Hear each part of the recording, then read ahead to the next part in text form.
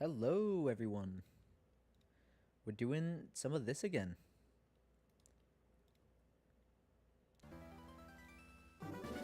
So, oh wait, yeah, that's right. Mute. Put on the chill music. So,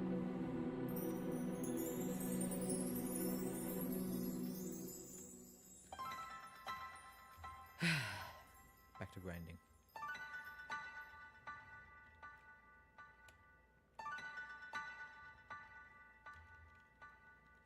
How's everyone been? How are you all doing? Let me know if the music's too loud. Actually, oh my god, it totally is. Apologies for that. That should be good.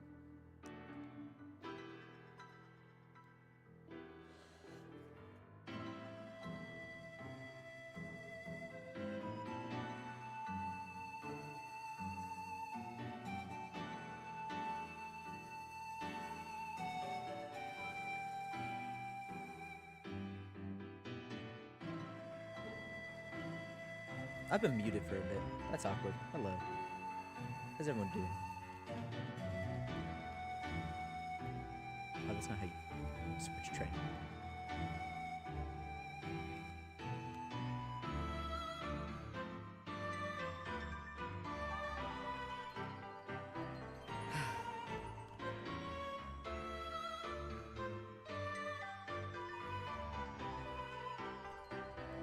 We got a while to go.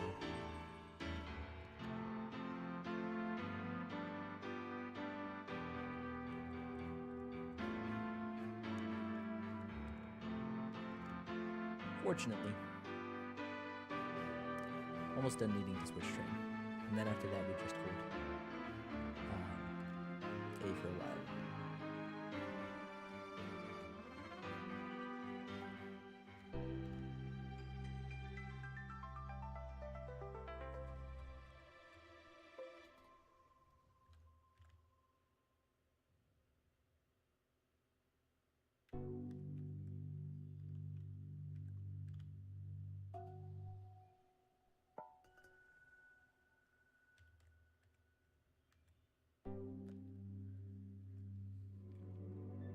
How has everyone's day been?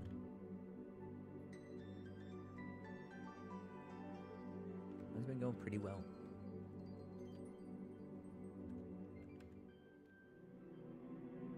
Dropped my car off at the mechanic and got a $1,000 repair bill. So, you know, we're done with B-drill.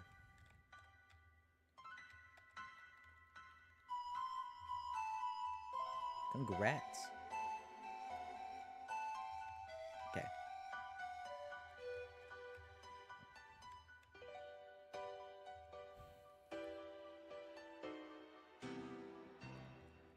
Now it's just this.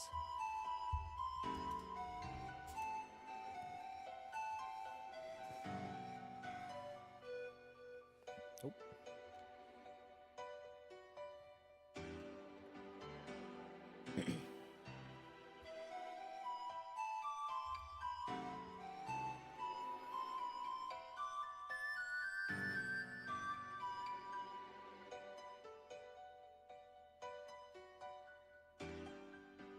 The tackle messes go crazy.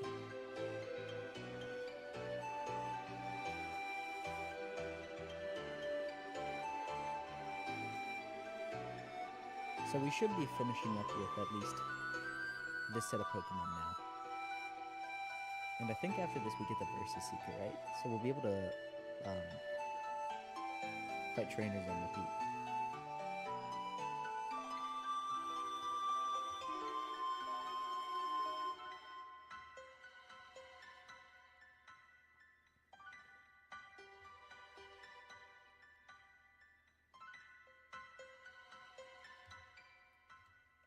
I wish there was a faster fast forward mode on my real Game Boy Advance.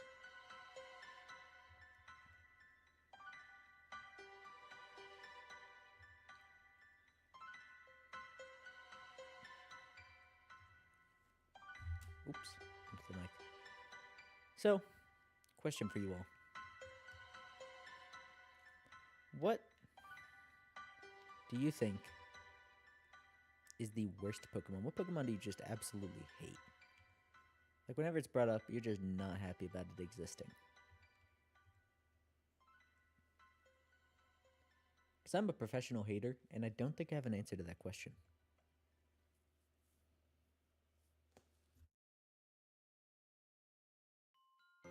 How's it going, Lucina King?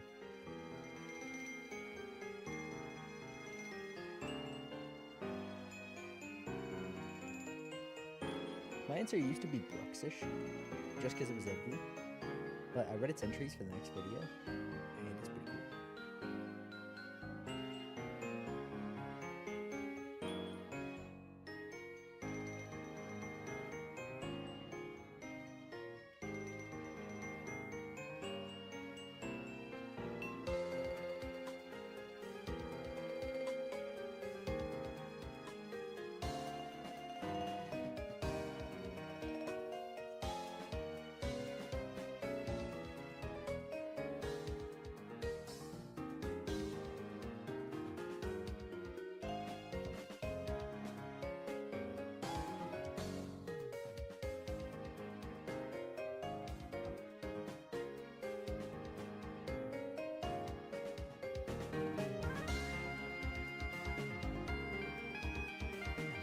Might get people in the call. That could be fun. At the same time,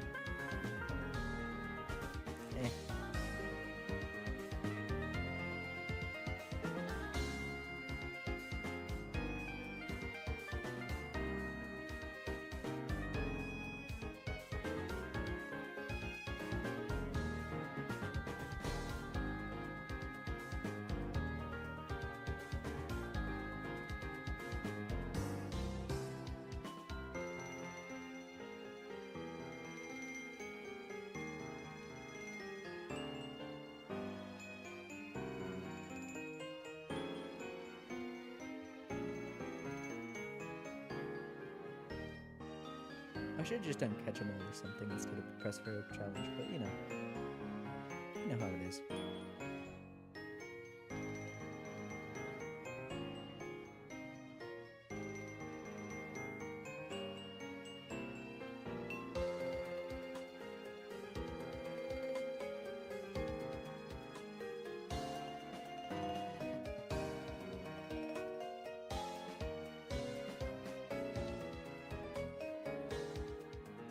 Something I might do, I'm undecided, is instead of playing through Fire Red Leaf Green 3 times so that I can get ultimate starter, I might just do it twice, because I'll get a starter later down the line as well.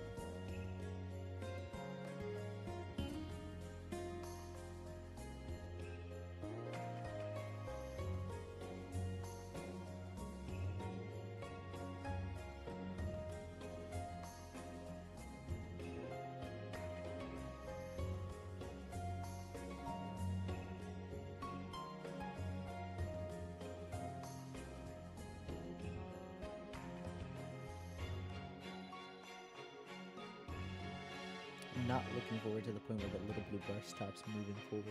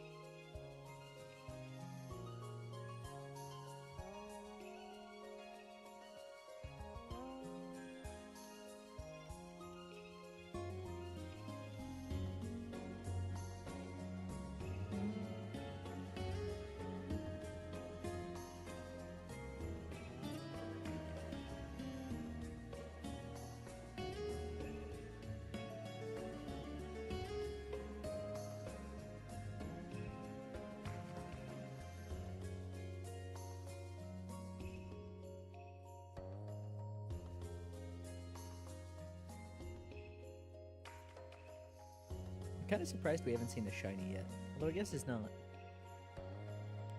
I doubt we've encountered 4,096 Pokemon, you know? Not that you're guaranteed one of that number, but you know.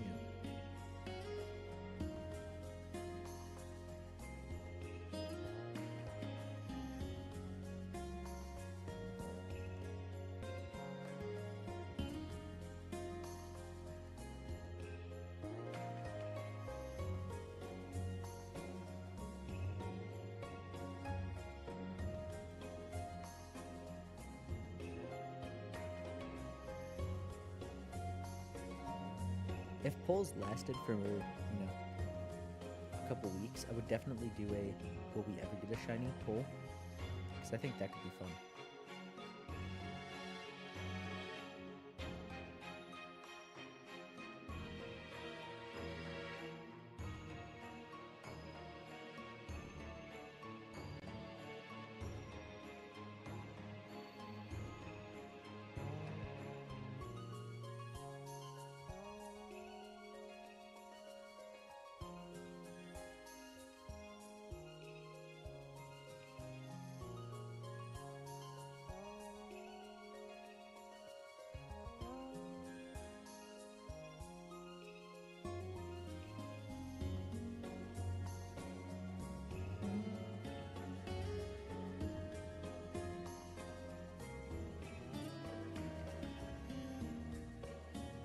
A massive salty bet with a what will be the first shiny, that could be fun.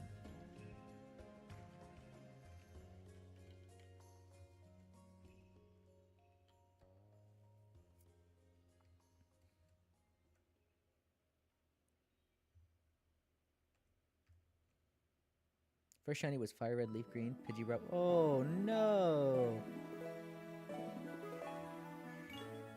That is... Okay, that's kind of funny. That's hilarious, actually.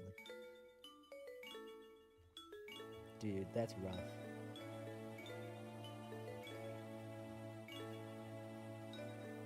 What was your, I guess, second shiny? Also, how's it going? What's up today?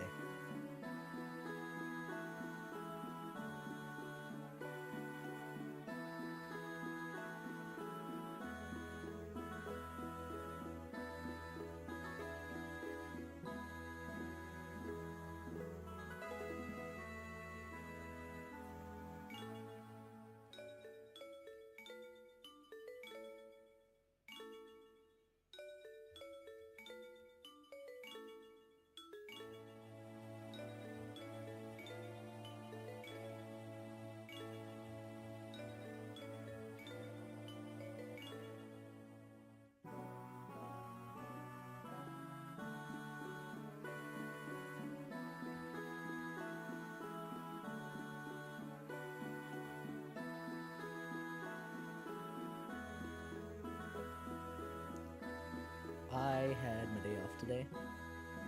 It's been super nice, but I've had to do chores, so not much of a day off, really.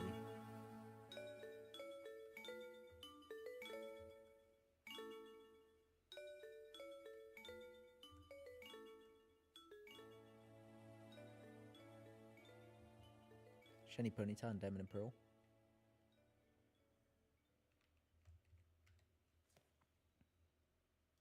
Why is this like cut off? Why is my chat window? That's been hiding from me this whole time? I just have to slide it? Hang on. I got like... Oh, this isn't gonna work at all. Wait. If I make this bigger vertically. Like that. And then... Oh, this is display capture. I can't. Shoot. Wait, I can. Alright, this might look weird.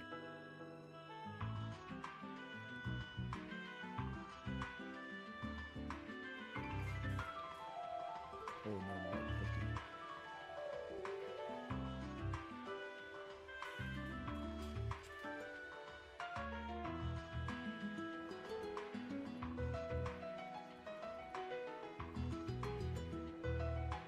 Sweet.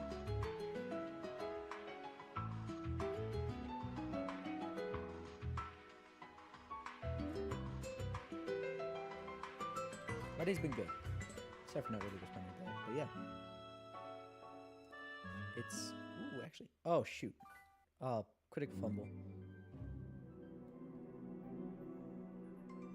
Did it just rewind the music? But yes, it did.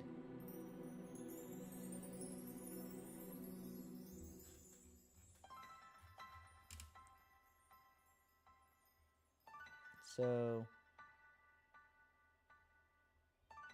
I think we were here.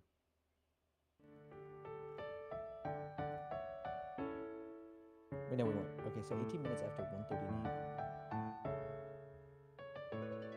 That puts us about here, but we were here. Yes, okay. Oops. If Pokemon were real, what would be my team? Okay. I've never thought about a whole team before. But also, neither of those songs were... Oh, wait, no, that was, yeah. I restarted to it.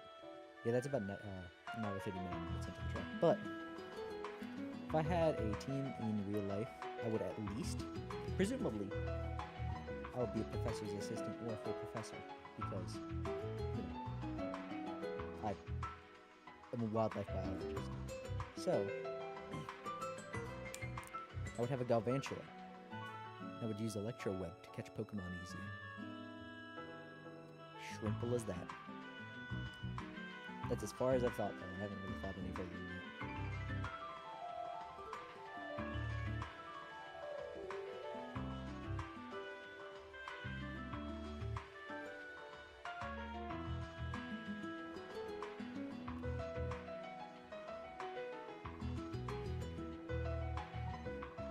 Oh, I didn't need to do that at all. My voice is a bit low? Yeah, okay, so I had the music way lower than this. How's that? That might actually be too low. Let me know. Thank you, though.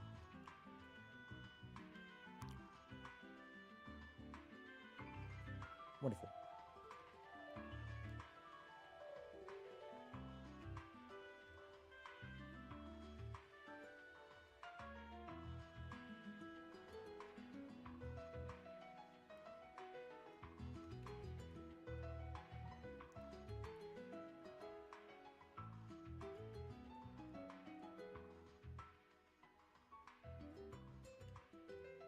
Honestly, these streams, even though the content's not crazy, have been some of the most interested I've been in streaming in a while. A very long time. I was going to do this earlier today, too, if I didn't have chores, but you know how it is.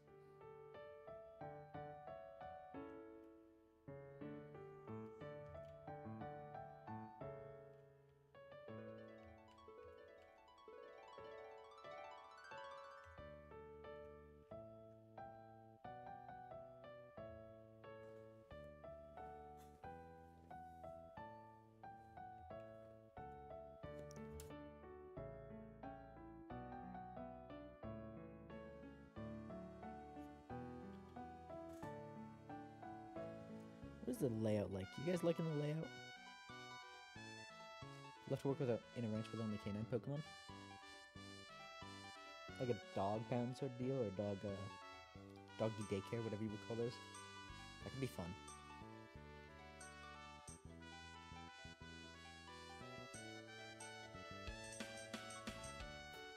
Oh, that's 11. I'm actually still gonna move Karate Chop to the top and scratch there. So I can use this while it's stronger, one-shotting everything. Don't lose as much health.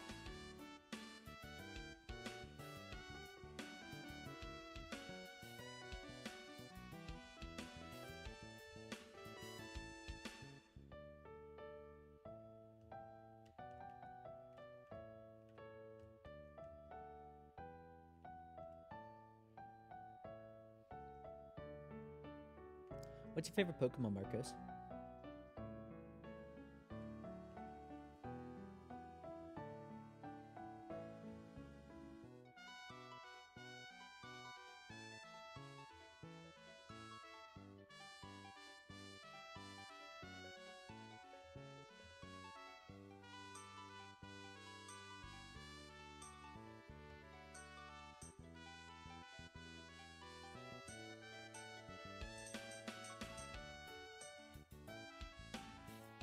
I can give top like 5 pretty easily, but after that, I'm lost. There are too many options for me.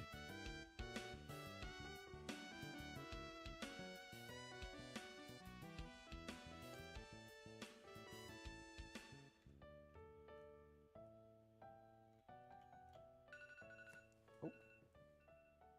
Apologies for that alarm. Actually, I don't know if my mic picked that up.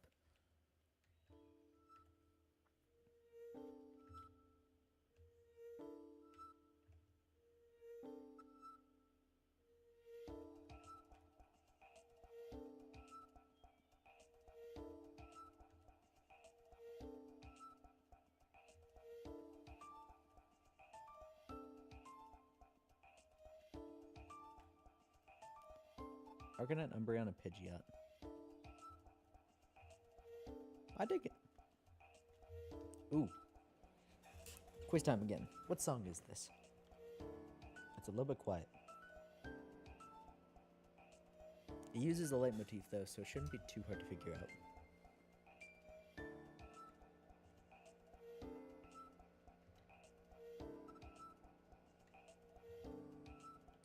Does low kick still knock out? Yes. Okay.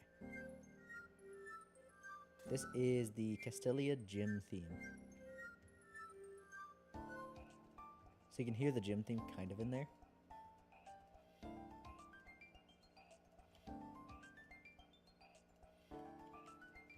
Not right now.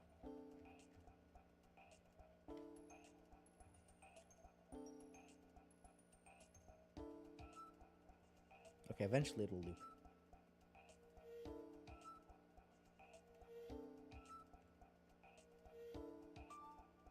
Do do do do. Do. Do do do do do do. Do. Do do do do do. Gen 5 and 6 are the ones you didn't play? Bro, for one of those, you're missing out. Sorry, Gen 6. Gen 5 is great. It is so good. You should get a totally real DS with a totally real Pokemon Black and Pokemon Black 2, or Pokemon White and Pokemon White 2 cartridge, and play through them.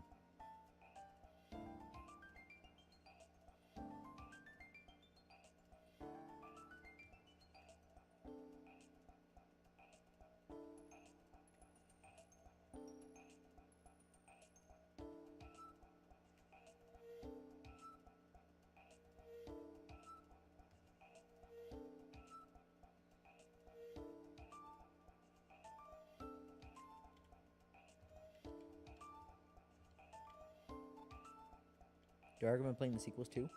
Yes, but not for the same reason. Black and White's story is really kind of engaging. Black and White 2 is better kind of mechanically, but the story's not as good. So, God, I really wish I didn't accidentally delete Tackle. Black and White 1 is better story-wise, and it's still really fun to play through. And I almost prefer it over Black and White 2. But keep in mind, you're fighting 2 whole different gyms across the 2 games. Like, it's not quite Diamond Pro Platinum, where it's just a couple gyms out of order.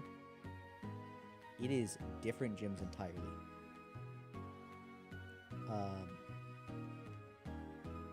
So honestly, both, if you had to choose one, it depends. Black and White 1, again, better story. Black and White 2 has the, like, better maps. They're both good maps, but Black and White 2 is better. And there are these things called grottos, which are, like, small side areas that sometimes have Pokemon with their hidden abilities. So, Black and White 1, you can't get hidden abilities at all without Dream World, which is not available anymore.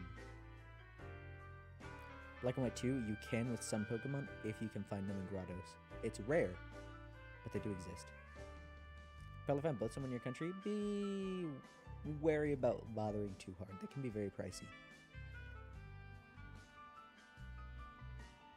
Like, some of these games cranked up the price hard.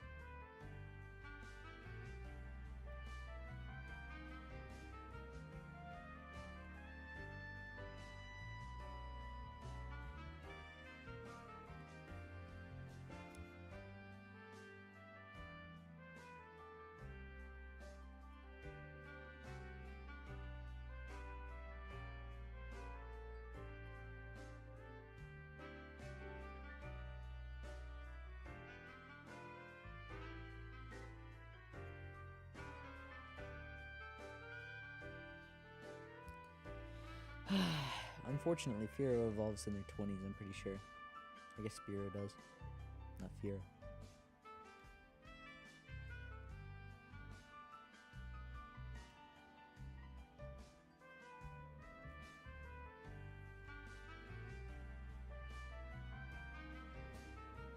Alright, I gotta use the restroom real quick. I'll be back in 5 minutes. I mean, 1 minute. Good lord. Just 1 minute. Should be.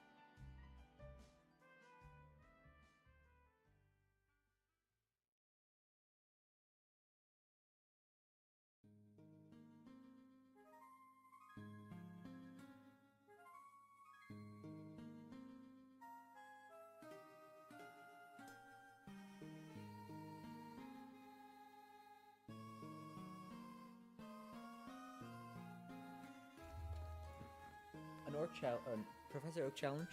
An orc challenge. Professor Oak challenge is torture without an emulator. I am not using an emulator right now. I'm just using turbo mode on my Game Boy Advance. Don't you know?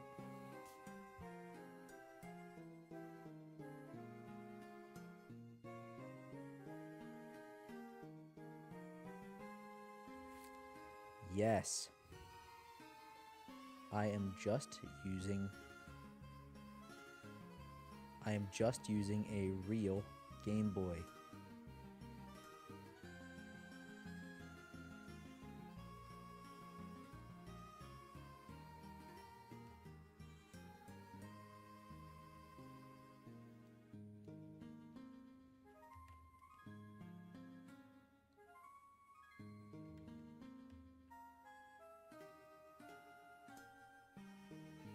So I'm moving at 4 times speed because I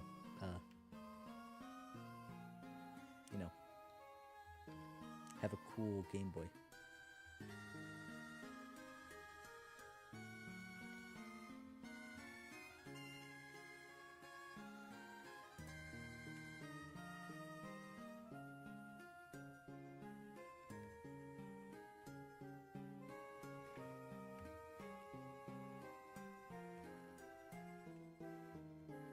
Yup. Easy mistake to make.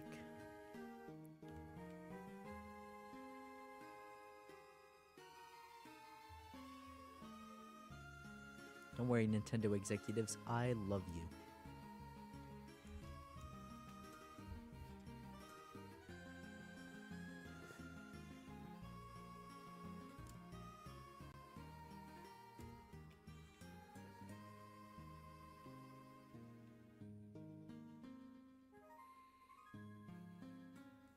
Real talk. I wish Pokemon had... My mouse is moving. I wish Pokemon had better developers. They were either... There's like no overlap between them being good at making games and them putting love into Pokemon.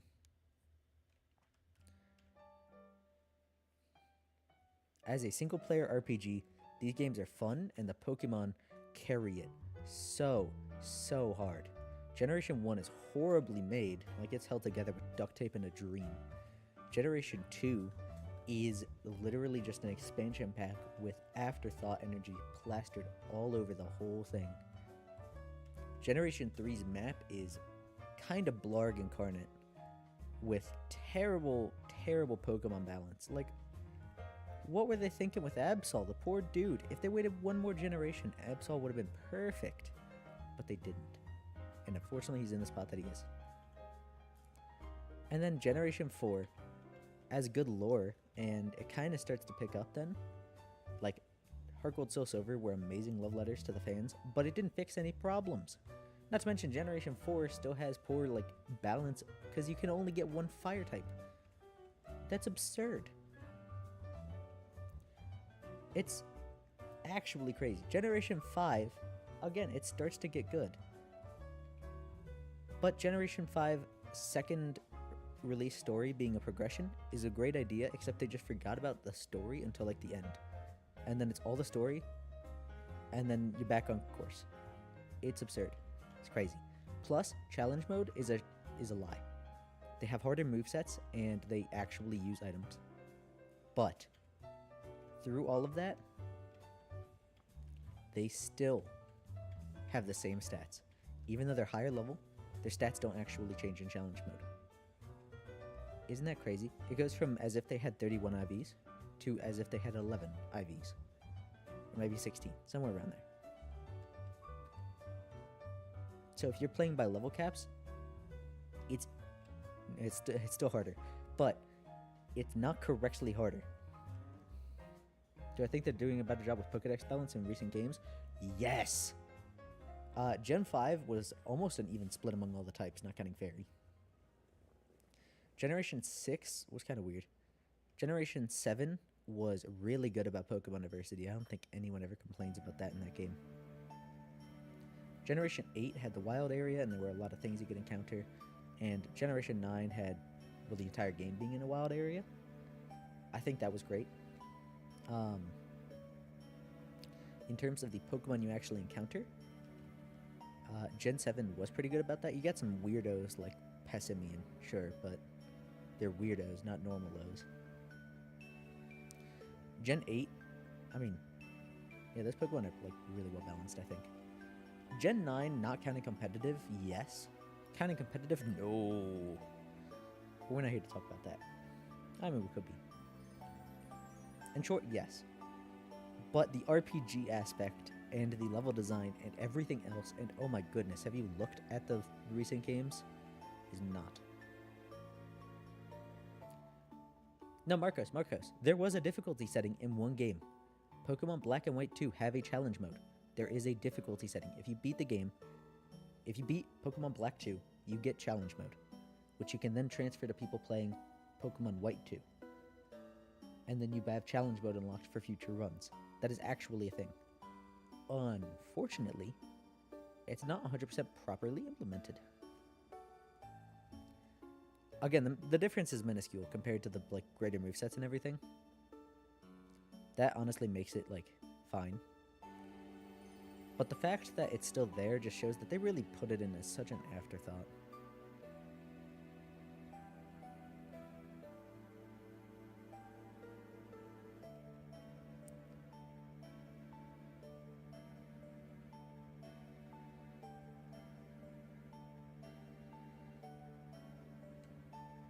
I should have looked up which starter evolves the soonest so I wouldn't have to be here as long.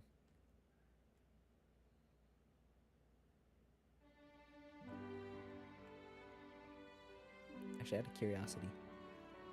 Ivysaur.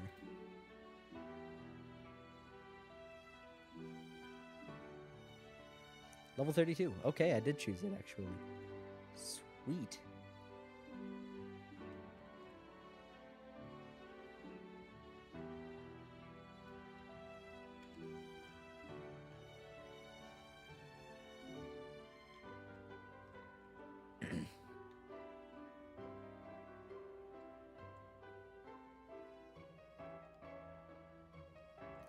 Love Captain Workman. Yeah. Honestly. The fact that they removed set mode too. Why?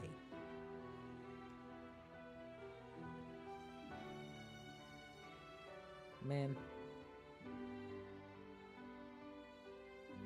I love Pokemon. I wish it was in the hands of anyone else. They are the most profitable multi-franchise company, or multimedia franchise company in the world, and it's not even close. If you add up second, third, and fourth place, it beats it. But second place is Disney at 52. First place is Pokemon at like 85. $1 billion, mind you. They could stand to have some losses by releasing some less well-received games. Not every game needs to be a mainline game that sells a gorillion. They could have like a Pokemon Conquest. They forgot Pokemon Conquest in their years of Pokemon.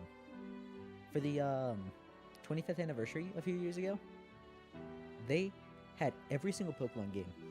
Pokemon Pinball, Troze. They even had Ranger, and they forgot Conquest. Why? What is up with that? It's such an easily milkable franchise too, you know? At least in games like Apex Legends, where they're milking their fans for money. That's a bad one. No. Valorant. In Valorant, where they're milking their fans for money with like $50 knife skins. At least they have to make the skins good, and they have to constantly make the skins better than the previous $50 knife skins they released, right? But Pokemon just isn't doing anything to milk its fans other than releasing a bad game and people buy it up. But it still provides the same things as the other games, so they're just like fine with it. If they just occasionally released a whack game, it'd be perfect. Like just something off kilter. Like Legends Arceus. I think everyone likes Legends Arceus. Partly because it's fun, but partly because it's just different. It's refreshing. We went from so many different side games per generation to nothing. If I recall, Generation 6 is the last game generation with a side game. The fact they keep breaking records doesn't help. I know. It is so infuriating. But they could still do more. It's not like they can't do more. I'm fine if they release the 2-year, 3-year cycle slop. That's okay. I play it. But I want them to also release something weird. Like, sure, they're serving salads because no one... Well, people are mad about salads. They're serving grapes or whatever. Because no one's mad about that. Bread, rice. No one hates rice. Because no one hates rice. But they could at least have rice and then, like, pepper on the side. Or maybe they also release a burger or something. Not everyone likes a burger, but some people really do, and they could make some good money off of selling a burger.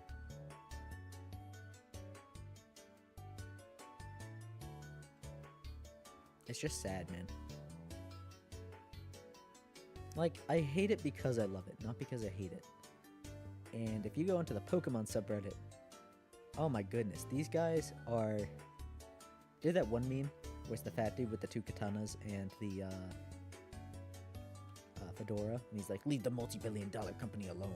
That's what the Pokemon subreddit is. It's crazy there.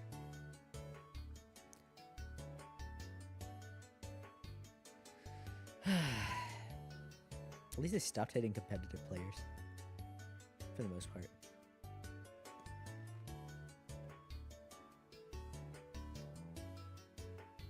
Dude.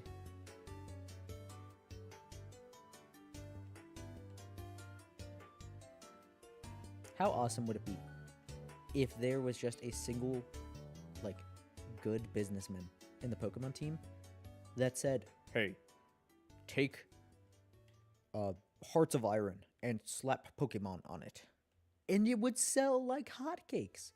You wish the games had better replay value? I think the games actually succeed in replay value pretty well.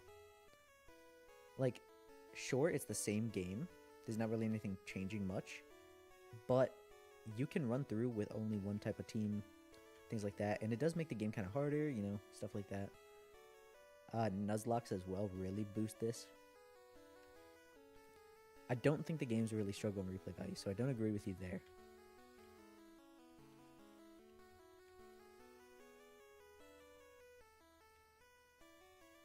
Bulbasaur is evolving.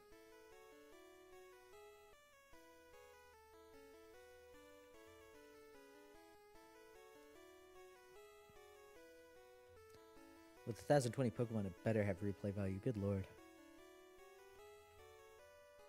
2023, I think. It's around there.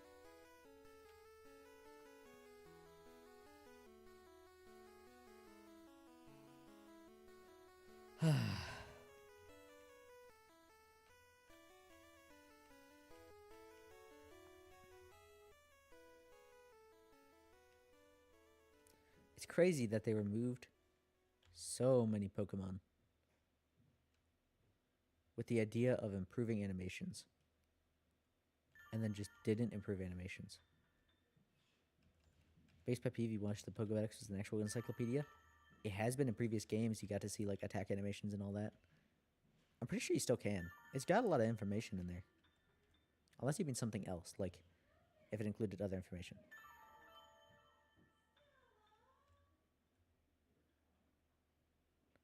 I'll be right back. Give me like 3 minutes. Hang on, I'm going to open a notepad.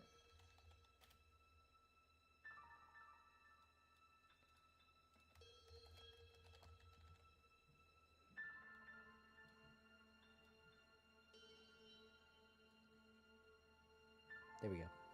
Hopefully it's visible. Actually, boom. I'll be right back.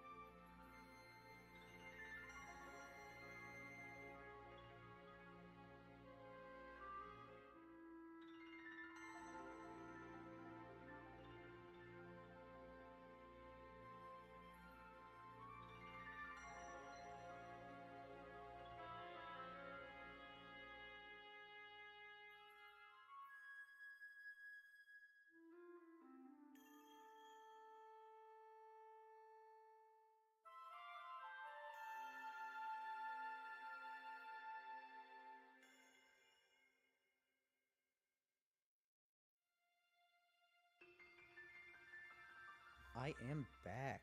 Sorry about that little pull away. Every info that you find in Cerebi or other third-party websites? I don't know about that. There's a lot of information on those websites. Trust me, I'm there.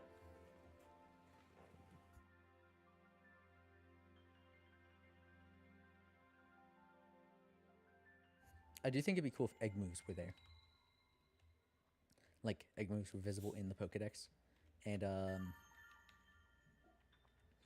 as well as egg groups. Lord knows no one's ever searched the Pokedex by color before.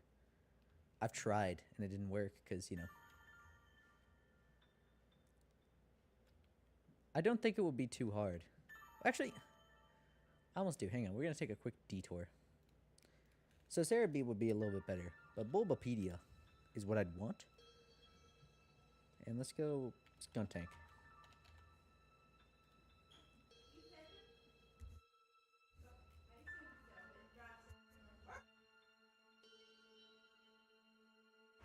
There is so much information here. Like, sure, side game locations and most of this wouldn't be here. But I would want to see a lot of this. And that would be hard to fit in. This again, nothing. You're fine with the emojis, I don't mind.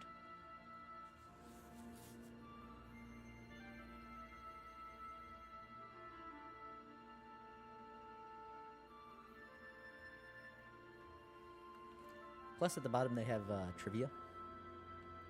I don't think the Pokedexes really need trivia that much as I would love it. I do think base stats could be shown. I think type effectiveness, possible abilities, egg moves, stuff like that. Or if it was the Legends Arceus one where it kind of builds up the more you catch so that you're encouraged to catch more. But that might be kind of wacky to implement.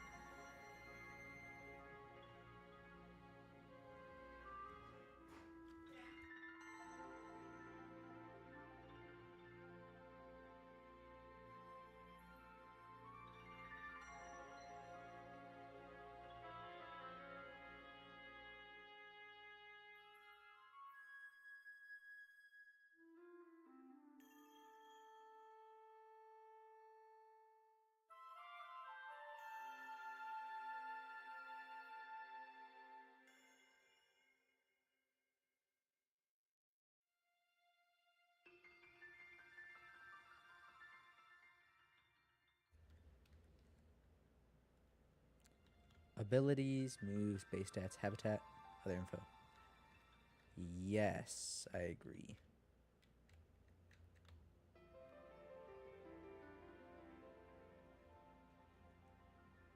I think some hint about evolution methods could be nice. They get weirder and weirder every generation. Like this one, we gotta walk 1,000 steps with our Pokemon. In Gen 8, you had to do the Runerigus setup. That was just wacky. Not to mention Basket Legion. Actually, that one... Bonus points for Legends Arceus. It does have hints for how to evolve them. Because in the Pokedex for Legends Arceus, it has, like, Basket Legion, use Wave Crash or whatever, take recoil damage or whatever it is. And that's how it evolves. Or Weirdeer and Braviary evolving through use of the signature moves. Oh, okay. So I was thinking of eventually making a Pokemon fan game. And you were basically going to be on a research expedition to a new area documenting new Pokemon. And there were going to be tasks like, here are 10 net balls, go catch some fish Pokemon. Like 5 new fish Pokemon or something. And then you would get a reward for it. I was going to have money be a kind of big focus where you could, instead of just HMs, you could also buy climbing gear. And then you don't need to teach a Pokemon rock climb, you just have rock climb. Or dig, you could buy a shovel. And I was going to go one step further and make Rotom able to possess this stuff. And not Rotom, a new sort of Rotom that possesses tools.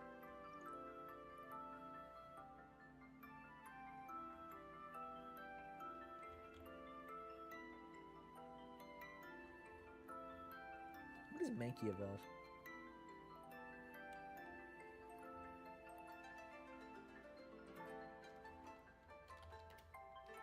Mankey evolves at level 28.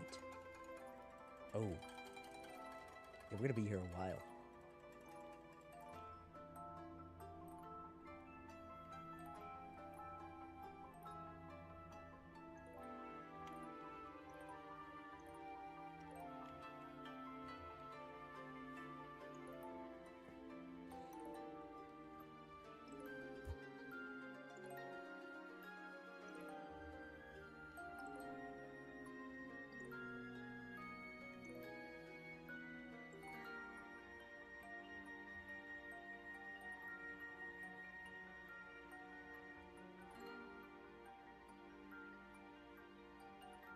Like more games where you have to study and explore Pokemon? Well, I'll be making one.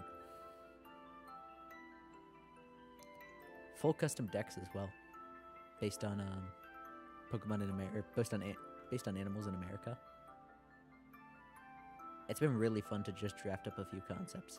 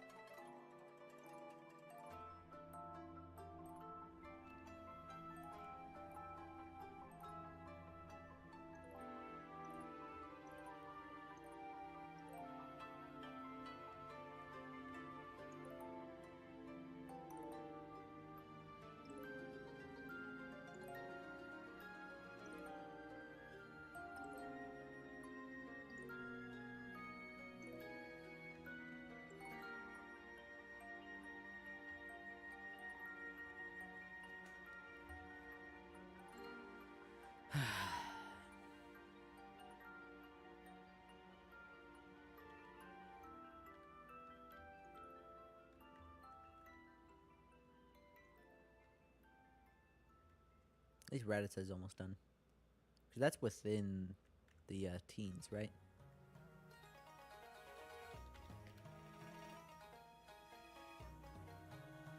Level 20. Just outside of the teens, but basically still on. Like the idea of the team being able to interact with the environment. Yeah, it's fun.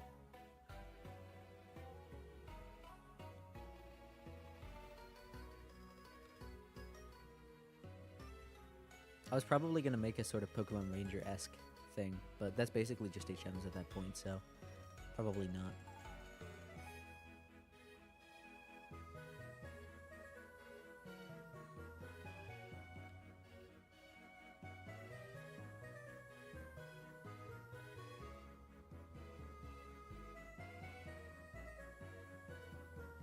What I was trying to do, just got into stream. So, this is the Professor Oak Challenge. Everyone knows the Nuzlocke. This is basically the opposite. You have to complete the Pokedex as much as possible before each gym leader. So, I have caught Rattata, Pikachu, all of them. Now I have to max out the Pokedex number, which involves getting a Venusaur, a Pidgeot, Raticate, Primeape, everything of that sort. Also, hello, how are you doing?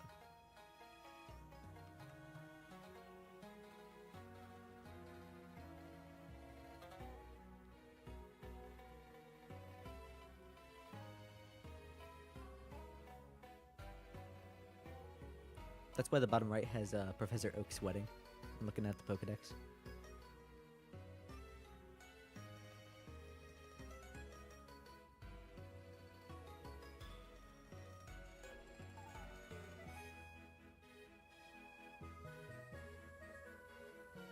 A lot of grinding, yes. I'm actually not a huge fan of grinding, but with this video having taken a second month to make, I figured, why not do this sort of thing so people can come in here and ask if, like, the video's going alright. Which, yeah, it is. And also chat with me. I'm a kind of interesting guy. And, you know, chatting's fun.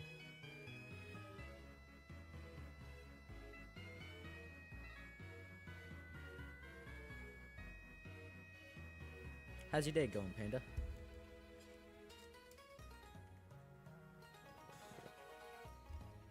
Also, panda's your favorite animal?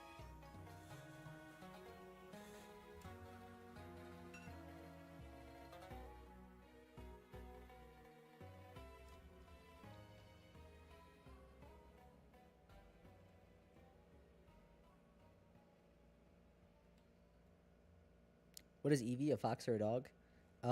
The creators have actually stated that they tried to make it basically a kind of fox, dog, cat hybrid. They used to be, now it's gorillas. Gorillas are pretty cool. As a result, Eevee is none of them. It is an Eevee.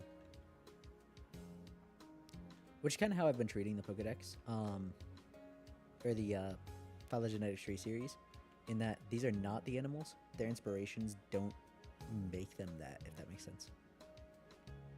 Gorillas are pretty sick, though. I don't know if you knew, Panda. I work at the Cincinnati Zoo, and we actually had a panda recently that had her arm broken, and she's in a cast. Her name is Mondika, or shortened to Mona. I believe. It might have been L.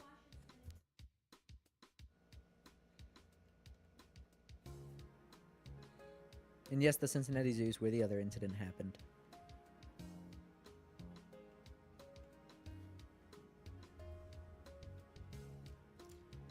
She has been making good recovery. I think in about a week she'll be back with all the other gorillas of her troop.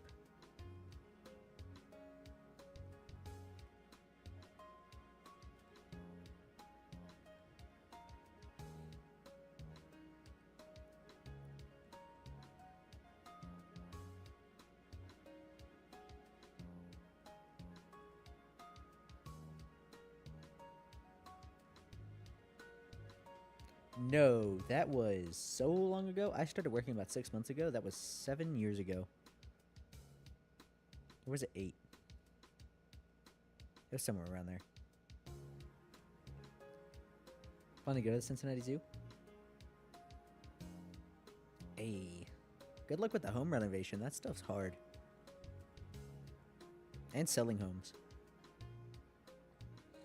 But yeah, if you ever stop by, I work Tuesday, Thursday through Sunday. Stop by and say hi.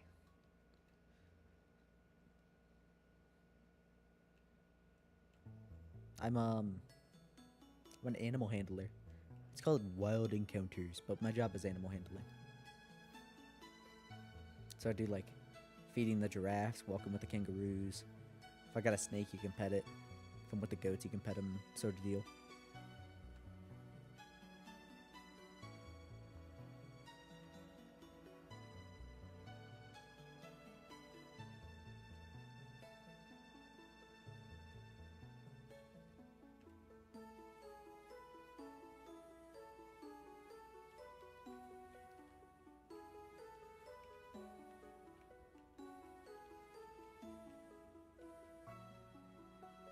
Oops. What Pokemon haven't I grinded yet? Ah, the birds. That kind of... Well, not quite. That would be more like a college intern, which I've thought about doing, but I don't know for sure. If I did that, I would probably move back down to Lexington, because University of Kentucky has an absurd amount of forested land for studies. I've thought about going down to Lexington a lot again, but my brother is talking about me moving in with him.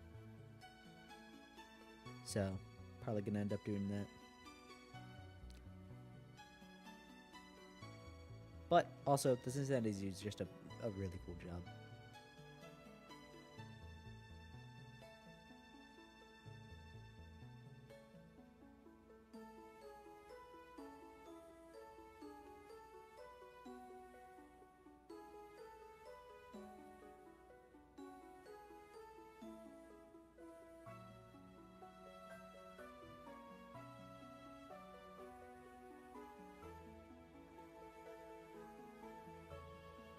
I have done what's essentially a Pokemon professor assistant work before. I was a habitat technician for Boone County, and I was the only one willing to dive into swamp muck in order to catch critters and document them. I do not work with every animal in the zoo, so I'm not an animal keeper, and I know that's not necessarily what you're insinuating, but I am an animal handler. So the keepers are divided among continents.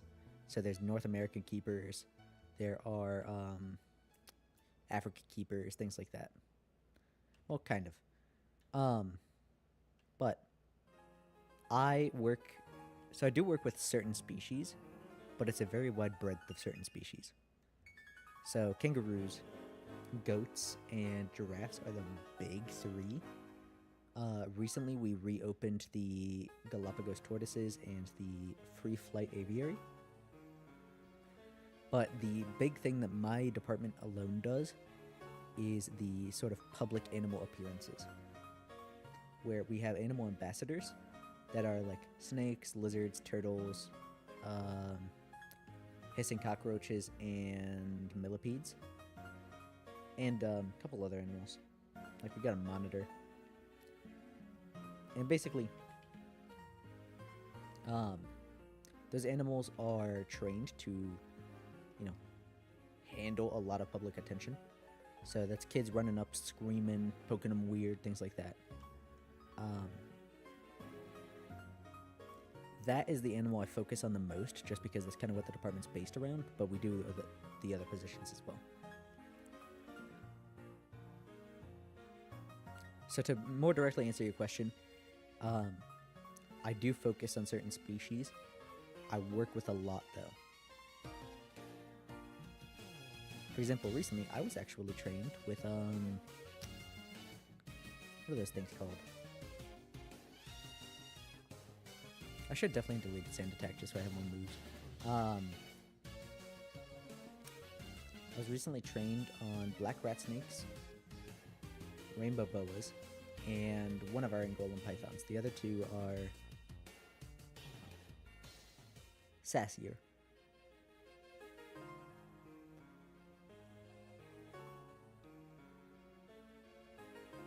The black rat snake is a doll. He is adorable.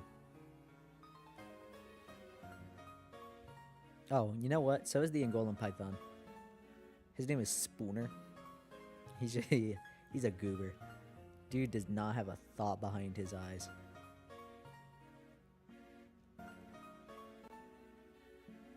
Who does Pidgeotto evolve into Pidgeot?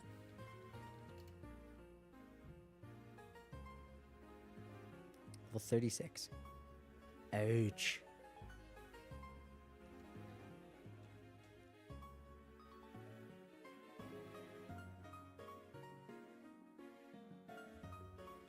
Yeah, this is gonna be a while.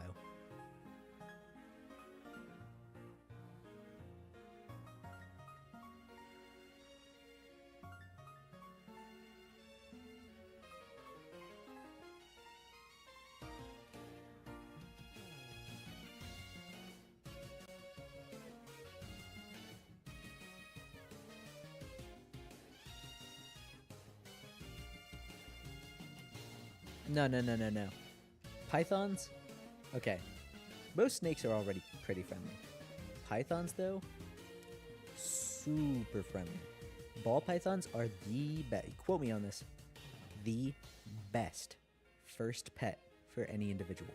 If you are afraid of snakes, they are one of the best snakes to get acquainted to.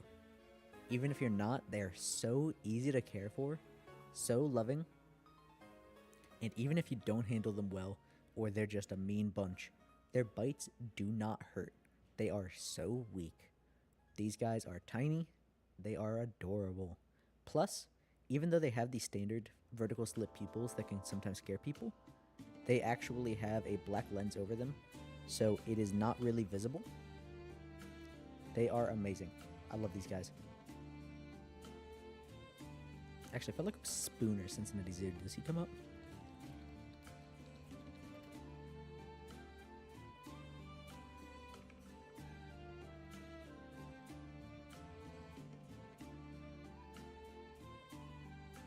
No. What is this about? Like, I know what Bow Your Farm is, but it's not a secret. You're allowed to go. It's pretty cool.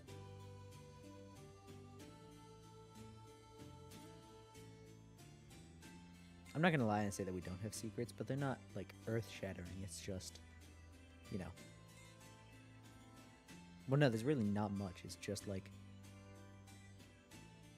what's a good example of something I won't get in trouble for? Oh, Mai Tai the elephant has a shorter tail, kind of stubby. And this is one of our, like, is a best example of a secret. She has that shorter tail simply because one of the other elephants had played with it a little roughly, and the tail needed to be amputated. That's an example of a secret at the Cincinnati Zoo. Everything else is public. In fact, there's even a there's a website where you can check AZA zoos, which we are, and see what violations they had. So if you want to see it, go look. Pretty much all of our violations are from freaking the food people. The food people are jerks. You can quote me on that too.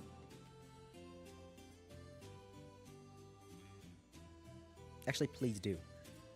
Get them to, like, get new food people or something.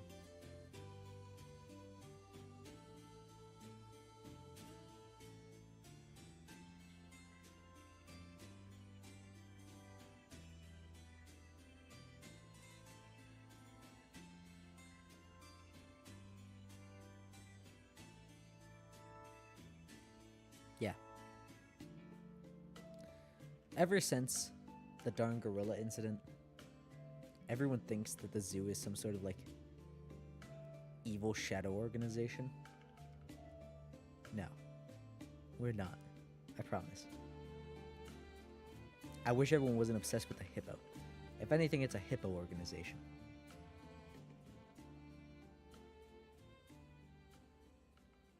Oh yeah, if you don't know what the hippo is, Fiona the hippo was born premature and had to get care from the nearby children's hospital. So a lot of people really like her for being the first premature hippo to survive.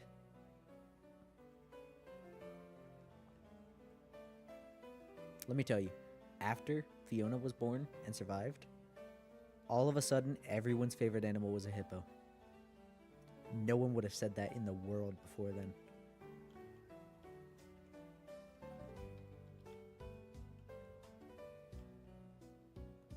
It's a pretty cool story, though. If she was marketed less, I might like her more just because I'm a little contrarian weirdo.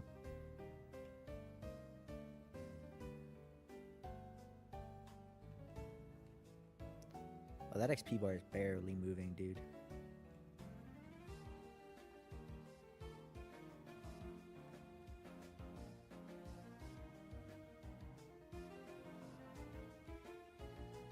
You're back? What's up? How's it going? Would you leave to go do? Unless you don't want to share it. Maybe use the restroom or something.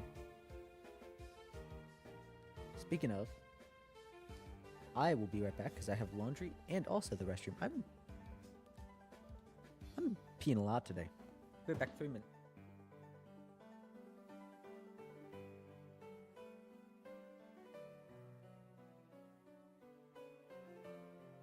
In the meantime, I'm going to say an icebreaker. What is your favorite continent in the world? Actually, what continent do you most want to visit that you haven't visited yet? Take out a fridge? What are you doing moving fridges?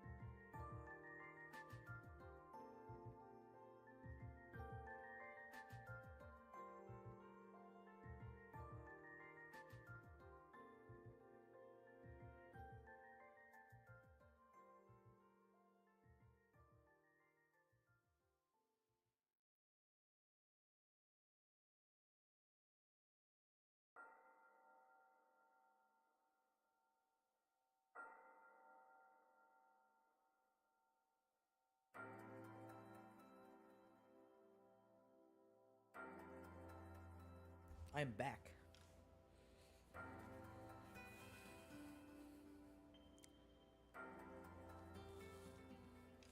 So, save.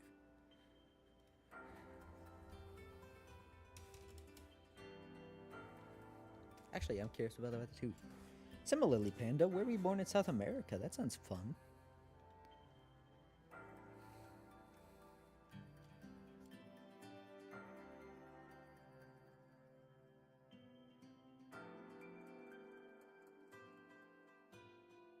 Ooh, Portugal.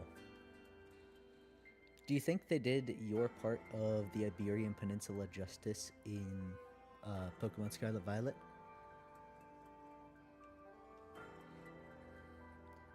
Yo, Portugal and Brazil. That's kind of like it's kind of like Great Britain and America, where the English flag and stuff usually just has the American flag. You don't think they did? I didn't think they would either. I saw a lot of people saying that the new game was set in Portugal. I knew they were not going to remember Portugal.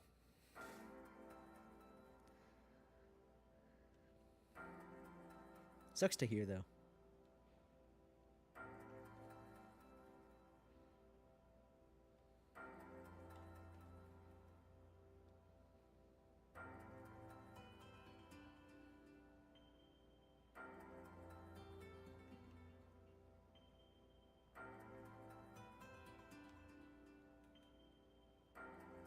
What is in that area? That's like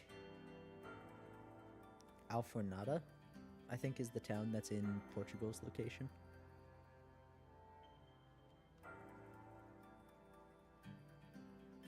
So I know it's mostly inspired by Spain, and I knew it wasn't gonna have Portugal. But I saw some people saying Portugal, and then others saying Iberian Peninsula, which I guess is more correct, but South American region? I wouldn't hold your breath.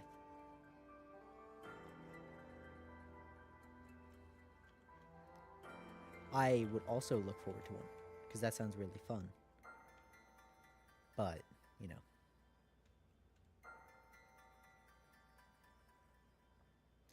I also don't know if they could do that well. Not only is Pokemon not great at doing that well, but like, there's a whole lot of very diverse culture there that needs to be accompanied for or accounted for. You know what I mean?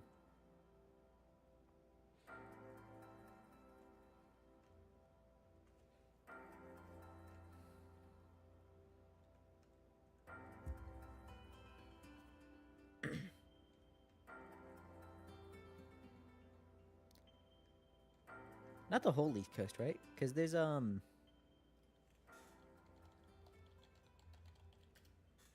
that little top bit that's Spain. Yeah.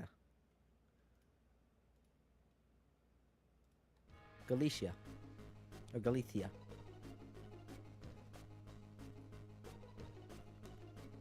Wait, this isn't chill music.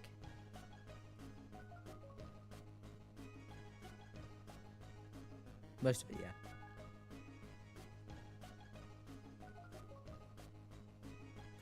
How's it going, JL? I remember you from last stream. How's it hanging?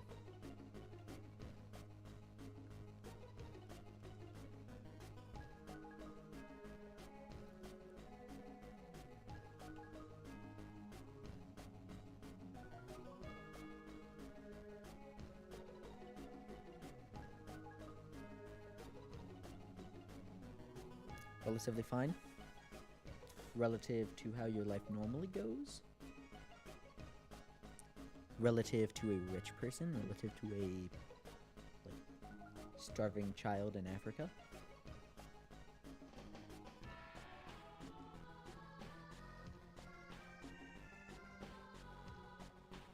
How is this in a chill, calming playlist? The song right here.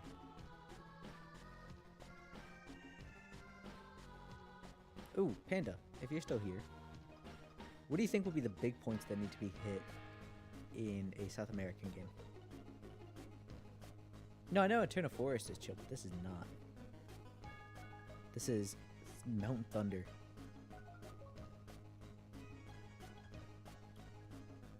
Where is it? Right here. Oh, valid lakefronts next? Yeah, we're just going right there.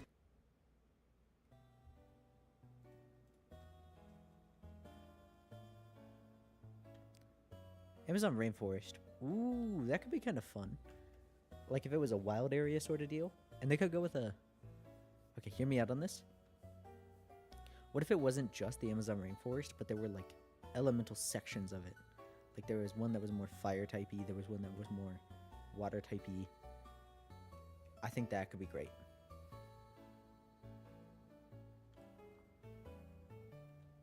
I'm not South American, so I wouldn't know. I didn't study the Amazon very much.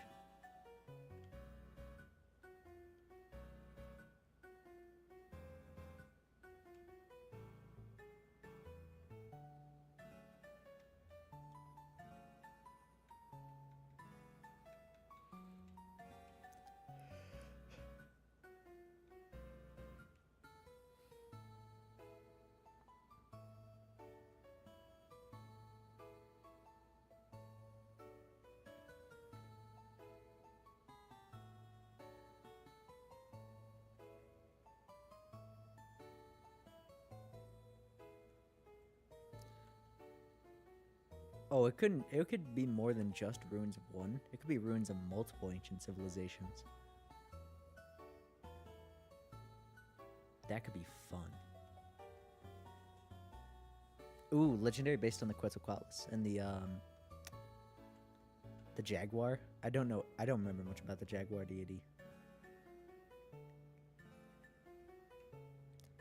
South America and Egypt having deity-inspired legendaries slaps so hard.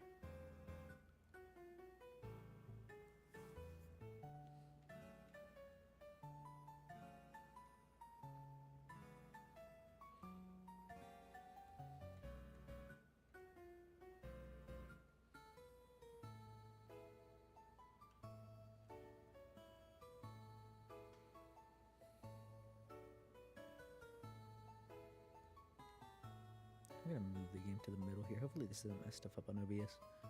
It doesn't look like it did.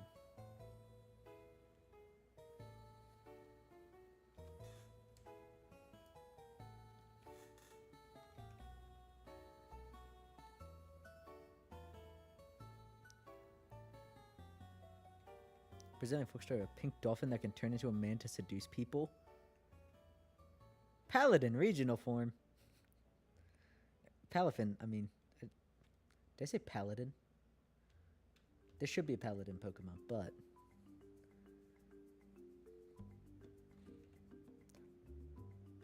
Oh, because... I was thinking the Dolphin angle, but no, the transformation angle. Zero to Hero, though. That's not a fitting ability name for that. I want to move OBS as well. Hopefully this doesn't break stuff.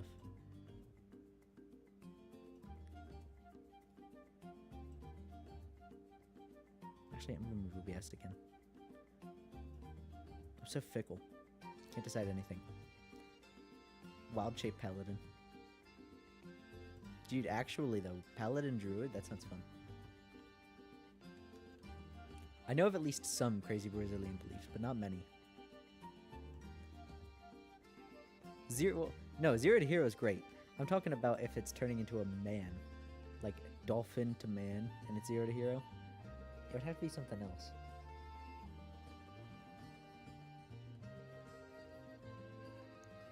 Oath to protect the forest, that's Oath of the Ancients. In fact, it is one of very few times in Baldur's Gate that an otherwise scripted action doesn't actually happen. Spoilers for very early Baldur's Gate. So, mute for like 30 seconds. If you are a Dark Urge, you automatically kick a squirrel into a wall at some point. If you are an Oath of the Ancients Paladin, you do not automatically kick the squirrel into the wall. Q-Charm on steroids could be fun. Well, no, I think the idea was that it's a dolphin, and then you switch out and switch back in, it's a man, kind of like how Palafin switches back out and back in to be a superhero. Although it could have Q-Charm on steroids or something. Or like a Malignant Chain sort of move, but it also charms. Ooh! Ooh. Here's what it is. So Malignant Chain, if you don't know, has a 50% chance to toxic the opponent. And with Pekka-Runt's ability, or Pecha-Runt, it confuses opponents that are toxics.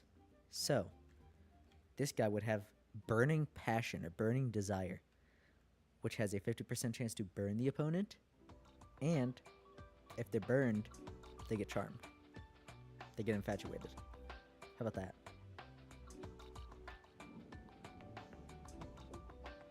What on earth was that noise out there? I don't know if you guys heard that. I think there was a lightning strike.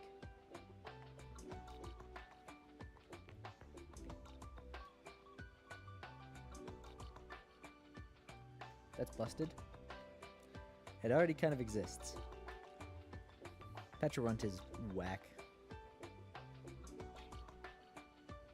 Bro's cooking. Dude, I am a master chef. You don't understand my cook potential. Alright, so. Oh, I bumped the mic. I was talking about that fan game I was going to make that's based on the Americas. So, big thing about Americans, big thing about their identity, hating taxes.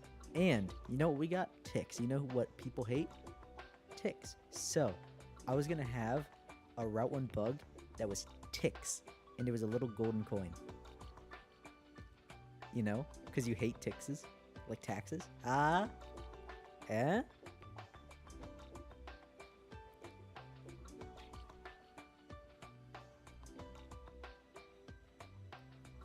Something you have experience with? What sort of backstory do you have?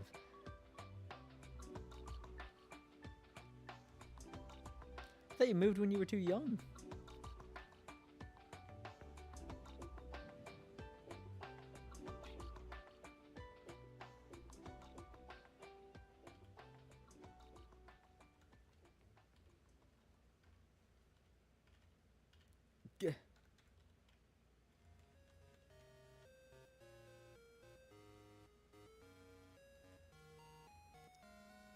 Alright, fellas, music quiz. What is this song?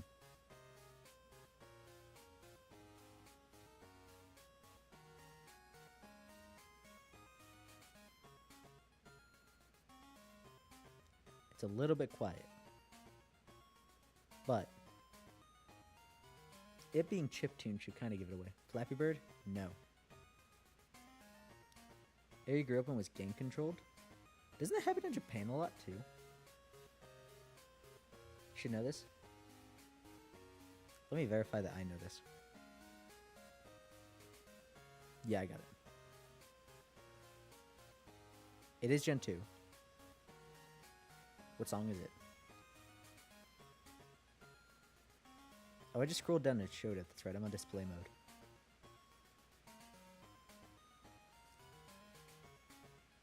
Hopefully you didn't catch it.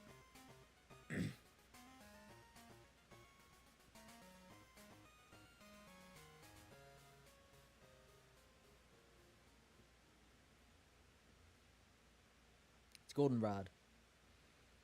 If it kind of sounds like the bike theme at first, because it's do do do do compared to do do do, it's Goldenrod because it's where you get the bike.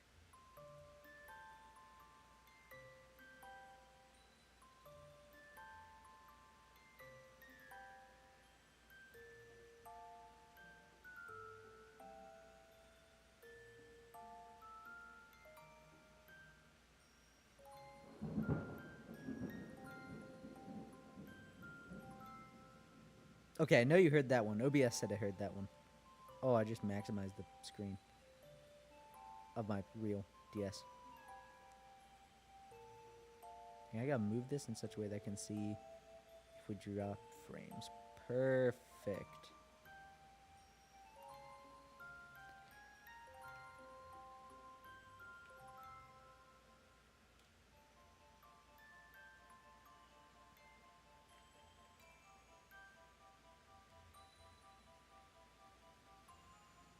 Wait a minute, the main melody of Goldenrod City is the bike theme. So the bike theme is doot doot doot doot doot doot doot doot doot doot doot doot doot doot, and that's just faster Goldenrod. Least and most favorite game that features Gen 1.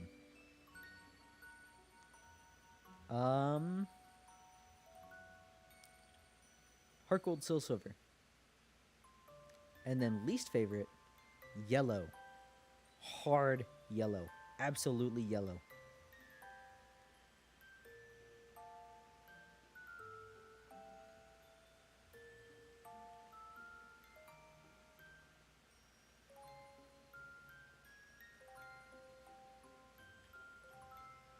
Congrats, we got an evolution. Woo! We're a little bit closer to dawn. I'll need to actually drop this off.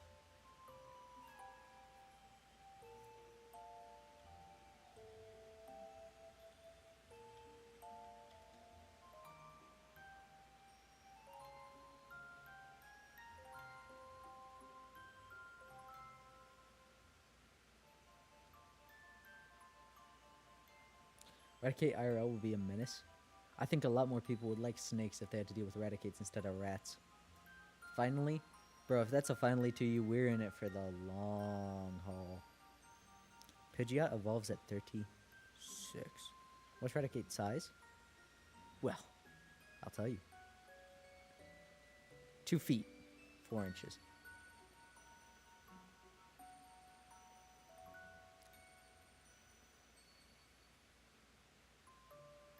About 66 centimeters.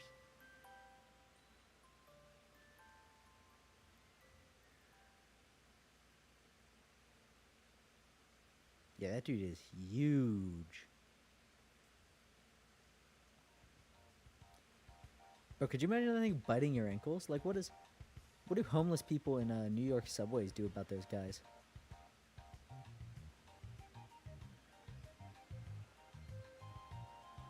Is the rain getting picked up on my mic? A little bit.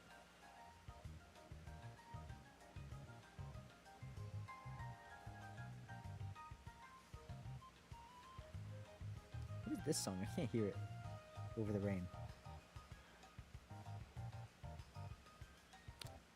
Never been to Pokepelago, so I didn't know. Gotta have an Arbok on speed dial. Bro, people will keep them as pets. Screwed guard dogs, guard snakes.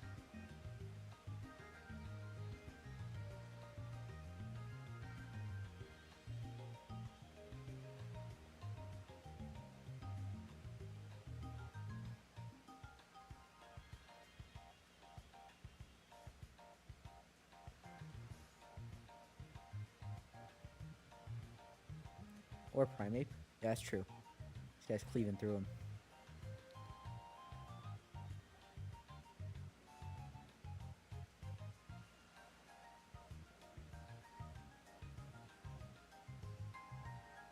It is raining hard out there.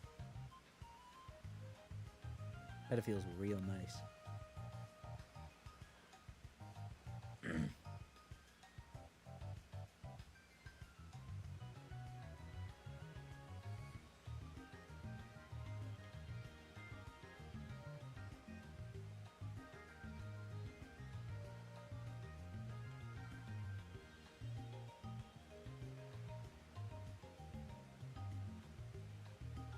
I keep misreading that as pineapple in the corner of my vision.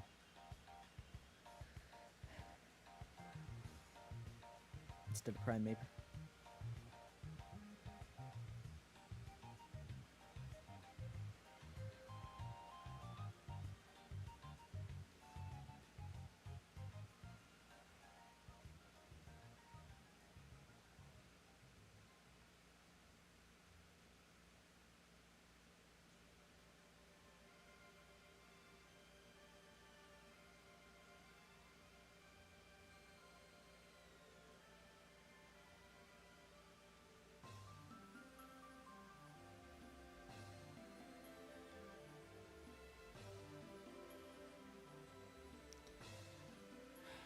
We're getting there, fellas.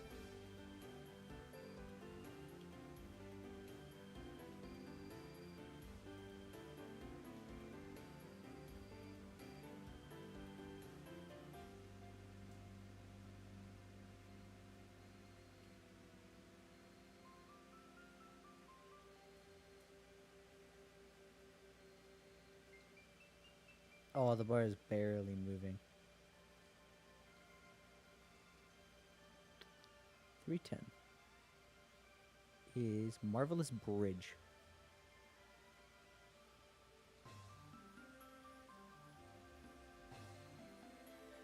I'm actually going to turn it up just a bit.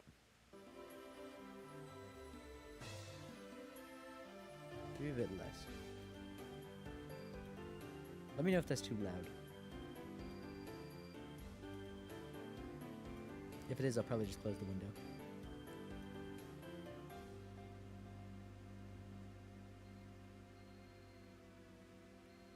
It's great. Perfect.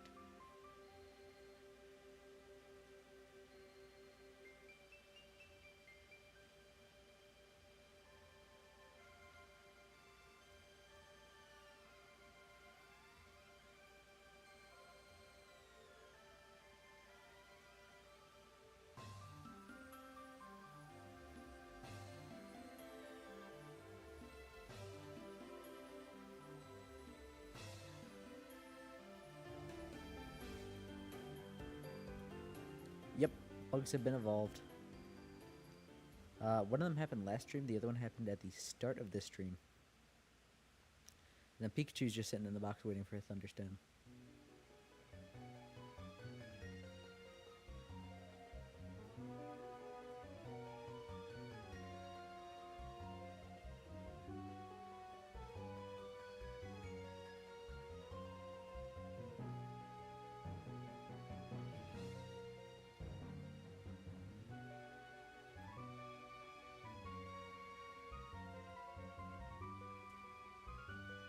Is this underwater tunnel from Black and White 2?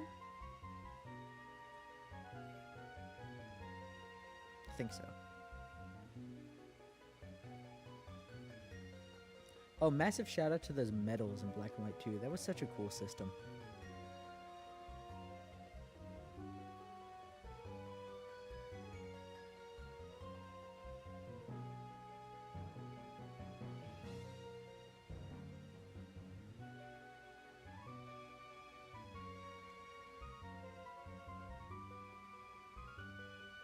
Almost there.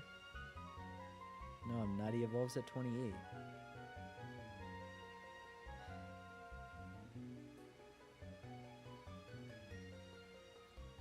It's a long time to go.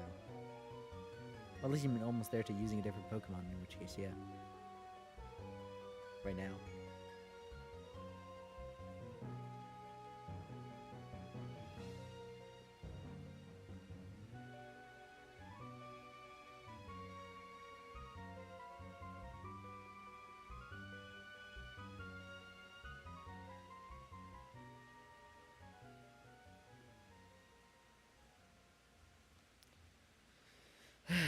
Fortunately, after this, we get the Versus Seeker, I'm pretty sure.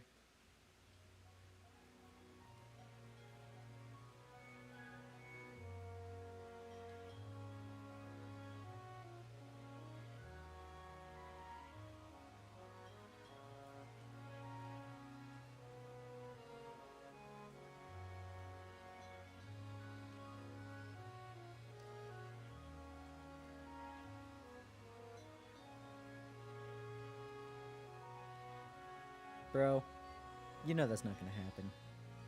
Okay, you know what? It might happen. So, when Power World came out, they mentioned that there were internal discussions about their release cycle, right? And this is the year where the most hacking fiasco has come out with the championships, right? So, what if that's one of the things they're discussing? Or what if that's one of the things that comes up in the migration to a perhaps longer development cycle?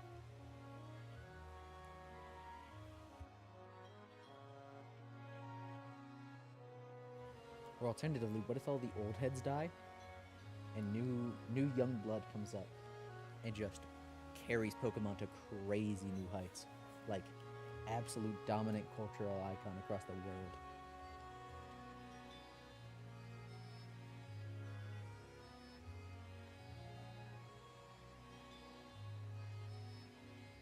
There's an annoying whiny instrument in this song, and I do not like it.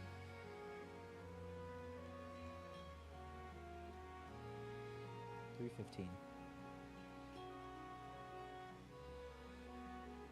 Paniola Ranch?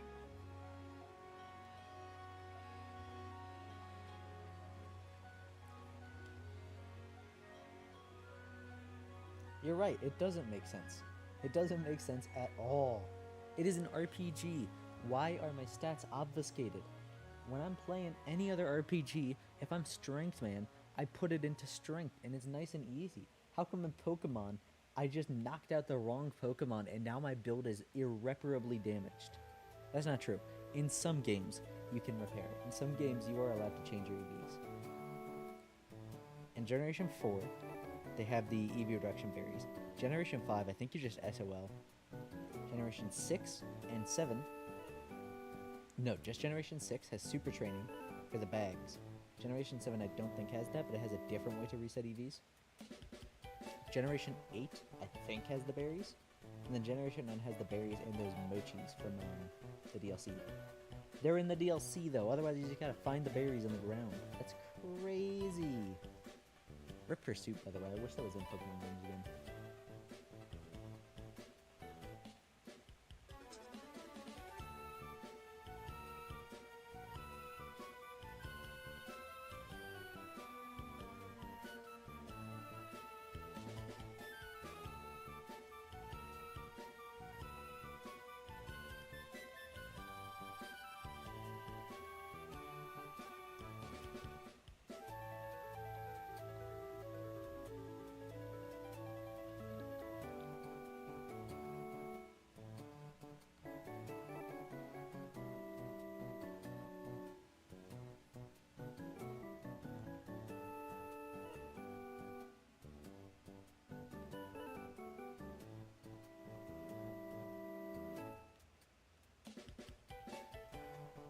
Is this Dewford Town?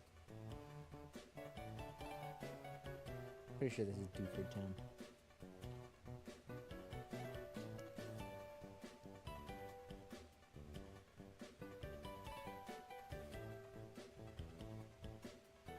You know what else is wild?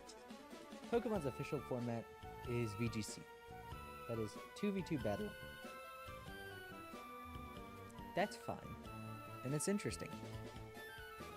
Why on earth, though, are there so few double battles in most of the games, then? I hope they stay with double battles, because I prefer Smogon's tiering system to whatever nonsense VGC has going on. But why do we not see more double battles in the games? Generation 9 only has, like, the one gym that's a double battle. And I don't know if there are any other double battles the entire game. Unless you count teaming up with Arvin in a 2v1, which I do not count that.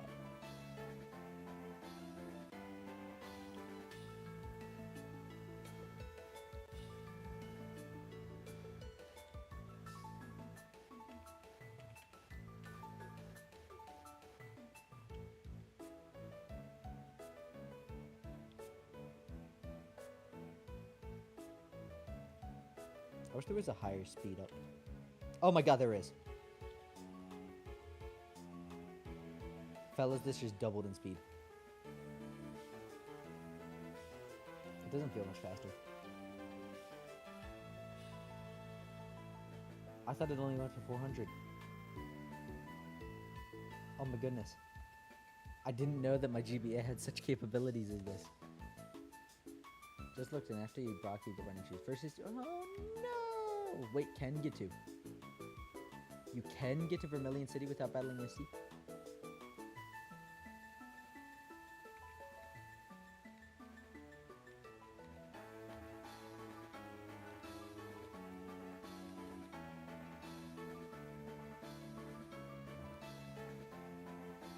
If you get running shoes after Brockton, yes, you need to talk to Bill. Okay, good. Good. I'll probably still do speed ups, but you know. At least that way it's not this agonizingly slow, just getting tens of XP. Like, that was 23, but sometimes it's 7.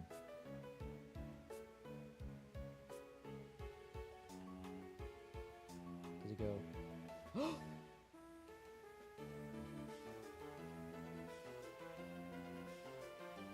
Having the ability to choose between the game's singles and doubles at the beginning is amazing. That's another Pokerogue W. And you know what else is a W? The 1600% speed up.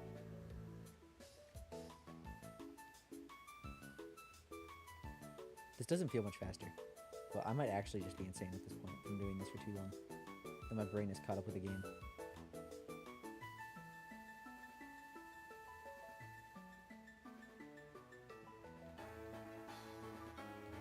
Not Poke Rogue, Emerald Rogue.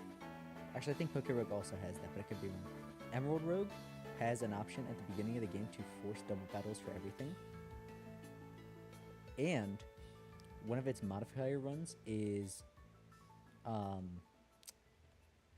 all encounters are battles instead of routes. So running shoes, I know they'll make Pokemon encountering faster, but not much faster considering we're already going at 16 times the normal game speed.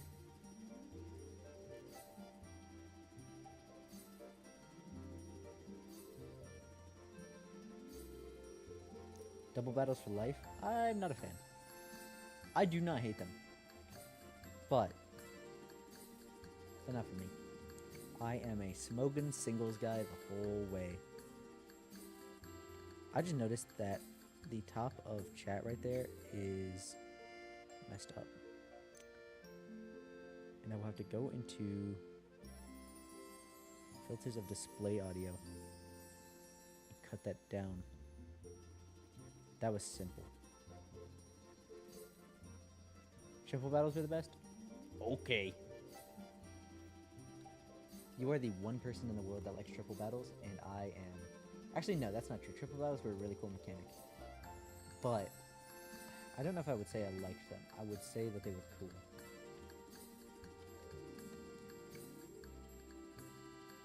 Singles is a lot slower.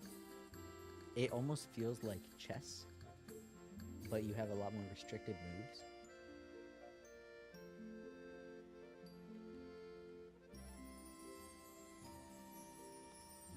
Your core memory is the lag.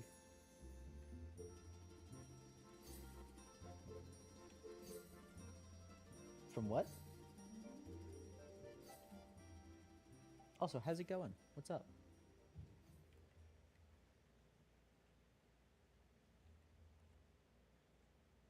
Singles is too slow and playing against stall is not fun. Playing against stall is easy peasy.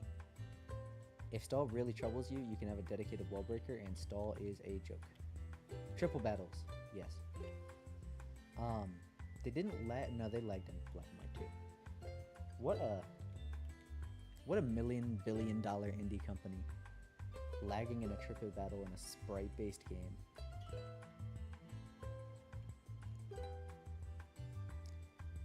I guess I can't call singles not too slow. Like,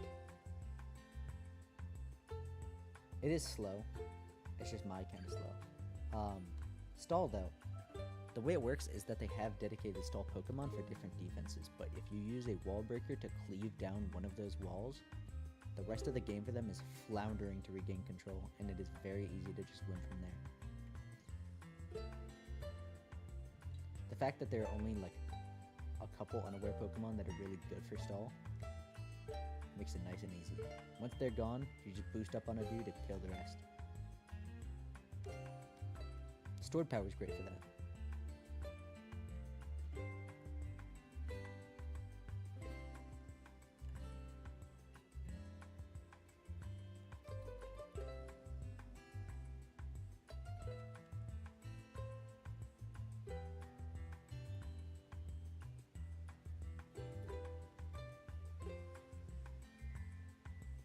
I'm a hyper offense guy myself.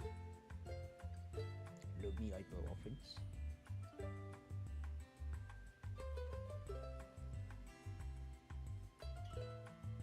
Man, those cafes in Generation 3 were really cool.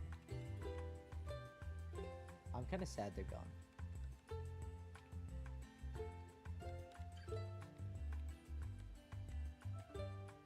If in-game battles were harder, you have more fun with singles.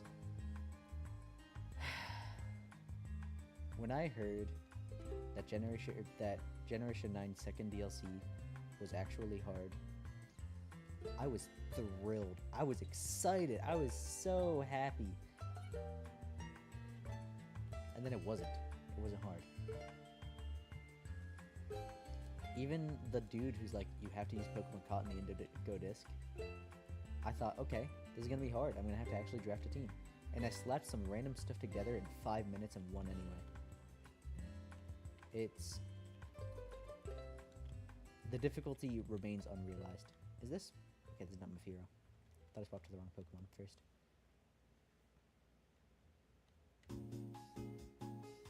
That's what I love about Emerald Rogue as well. Is the difficulty is pretty modular in that regard, and oh my goodness, they get tough. Shout out to Inclement Emerald, best ROM hack, greatest ROM hack. I love that ROM hack. This one is so good. This is... I shouldn't need to check for this. It's Generation 4, that's obvious. Hearthome City. Yeah.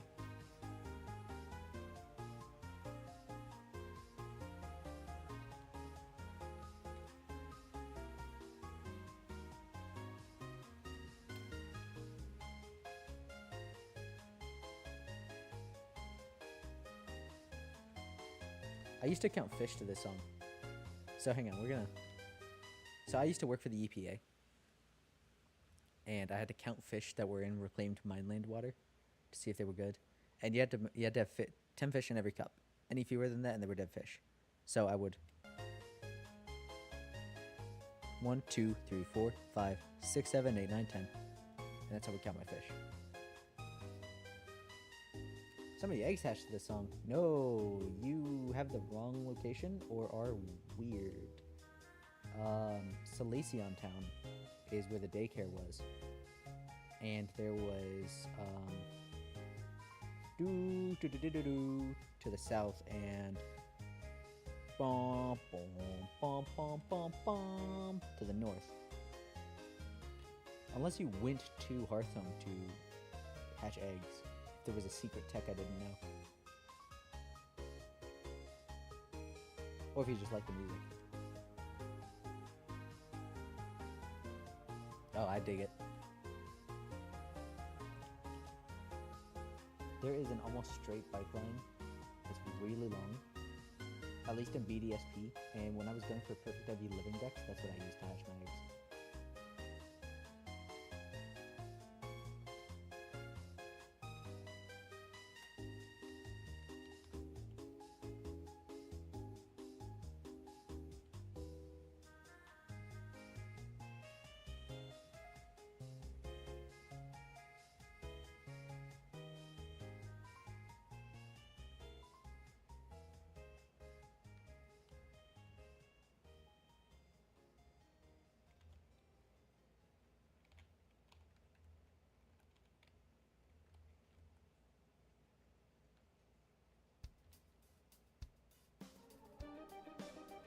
How is this chill?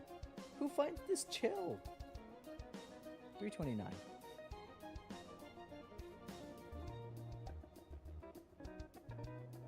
This is the Graveyard Mountain.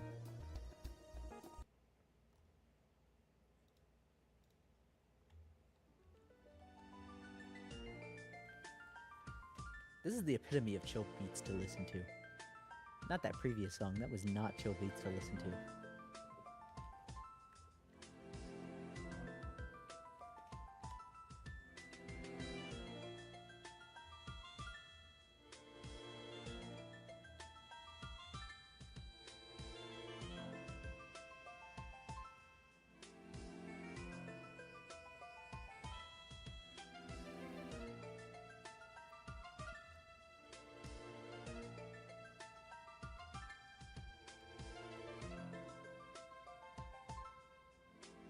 Dude, I'm not ready for the nostalgia blast that's gonna happen when we get to Generation 4.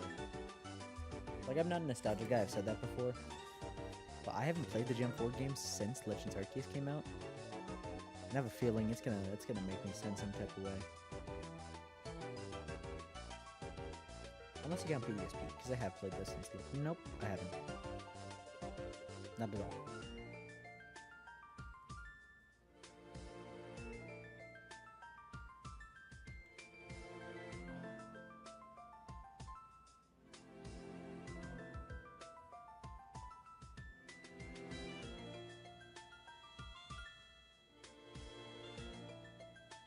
I did play BDSP. I just haven't since Legends Arceus came out.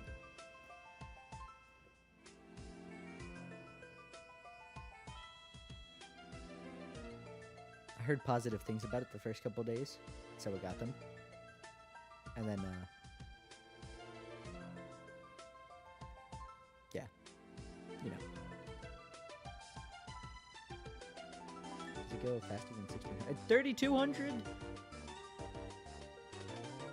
There were higher speed up values this whole time, and I just didn't use them on my real Nintendo software and hardware. This doesn't feel faster anymore. Level 30, I know. Almost there. The bar stopped moving though. It's getting hard. Oh.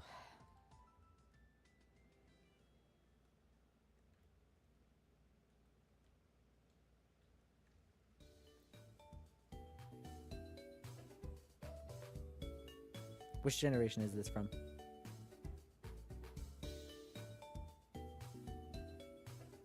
Pretty easy. The bass line sounds like the percussion sounds like the previous song. I'll make sure I'm correct. 335. Yep. It's Gen 4. It is Heart Gold, so silver.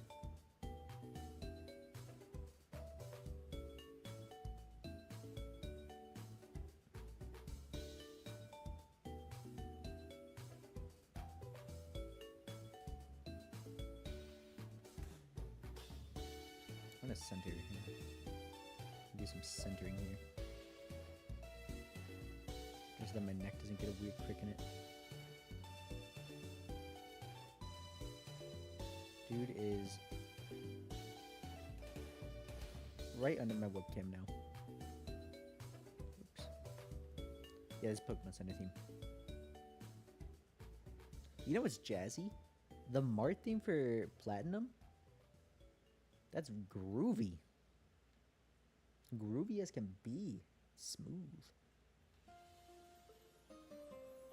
Actually, it's not smooth, it's chivy.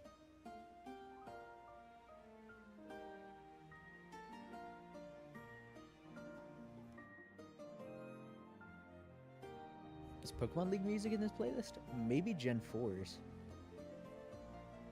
Most of them are pretty, like... yeah. League.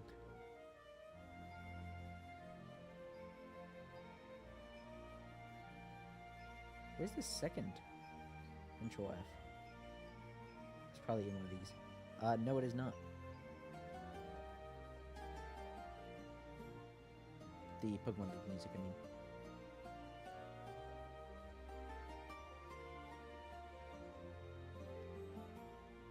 I don't want to use low kick on these Pokemon because they're resistant to it.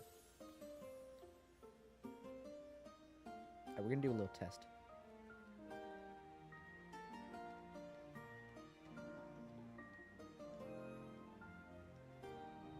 Alright. 1 Mississippi, 2 Mississippi, 3 Mississippi. Okay, hits the tree. 1 Mississippi, 2 Mississippi, 3 Mississippi. Just about the same, so I think we've hit the speed limit for this.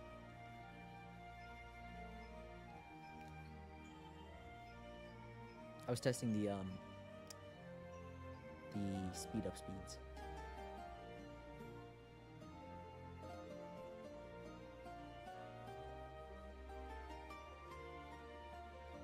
I can always tell if a theme is from Johto because this theme's usually quite upbeat and certain contain bellows, whistles, and xylophones. Yeah, I can see that. That's probably correct. I'm trying to think of xylophones in Gen 4 music.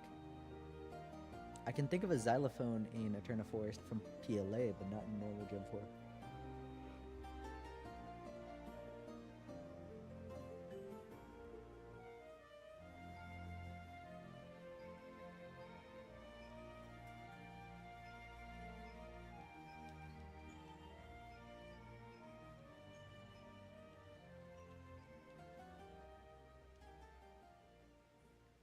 Talking about music, found out that Toby Fox is one of the composers. Not quite. Not quite. He wasn't a composer. He gave them samples. There's a difference. They ended up composing their own music. But he did provide samples, bass lines, etc. He is the source of the Scarlet Violet leitmotif, if you know what I'm talking about. The doo-doo-doo. What is it? No, it's... I can't think of it with this other song going over. Hang on. Just real quick.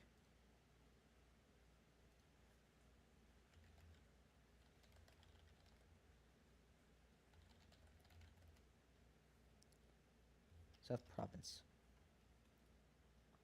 This should have it pretty prominently.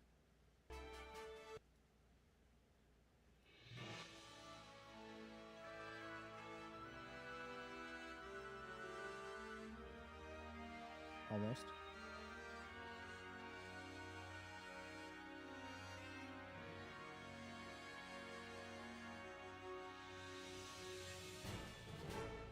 This. Or no, not yet.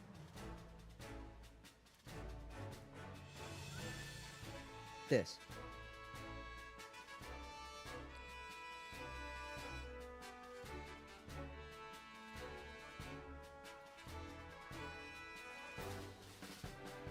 Give him that.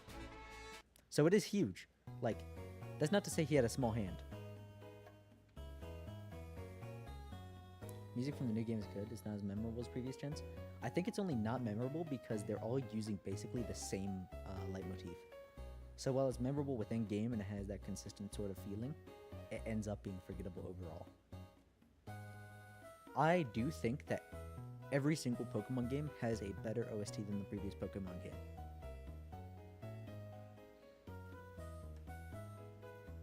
I can see the more recent ones not being 100% for some people,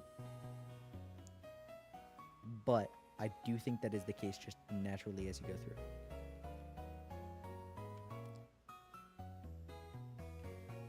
I also think it's because Scarlet Violet hasn't been out as long, the areas look kind of generic, things like that. Like everyone knows Route 16, or Route 216, the snowy route in Gen 4, it's got that groovy music.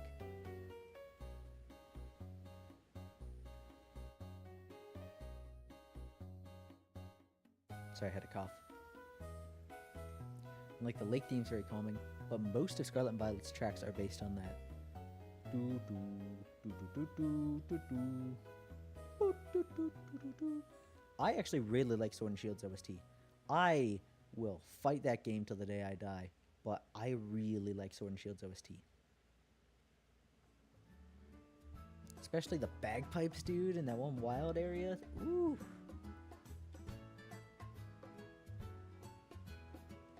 Love me some bagpipes.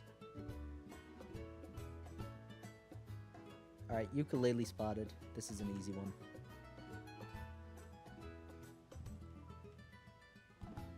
Dojo music when you fight the grandpa. My favorite is the wild area theme that I used in Skarmory video. You think Let's Go Pikachu and Eevee was better?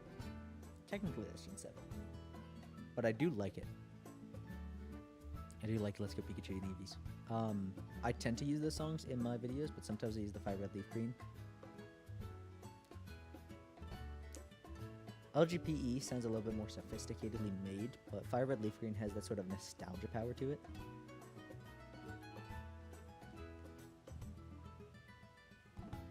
PLA is so memorable because it has so few tracks that are very distinct from one another. And also the rest of the game is crazy memorable. Like Scarlet and Violet is not. There are some parts of it that are. Arven, for example. Amazing. I love Arven. But can you tell me what the name of Team Star's leader is? She's got two. Two names. And a really cool fact about her.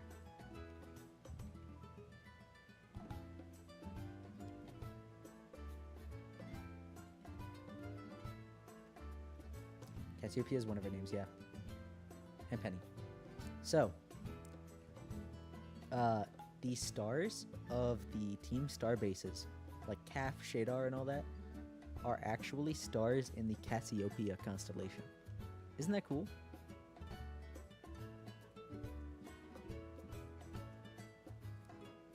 That's really the end of that. It's like a more interesting Mars and Jupiter and what, Venus from Gen 4.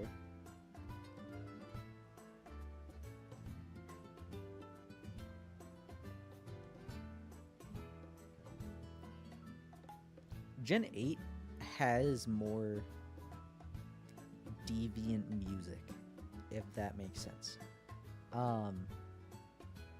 Gen 8 has things like the bagpipes, and it's got the EDM and everything like that. I kind of agree, Marcos. I don't dislike the storyline, but Gen 9 had a lot of forgettable elements to it.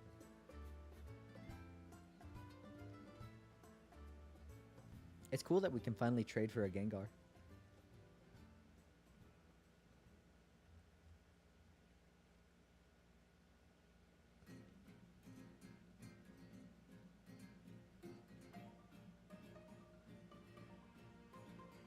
Oh, speaking of Legends Arceus, here it is to win, crush the competition in the sound department. Shout out if you know which one this is.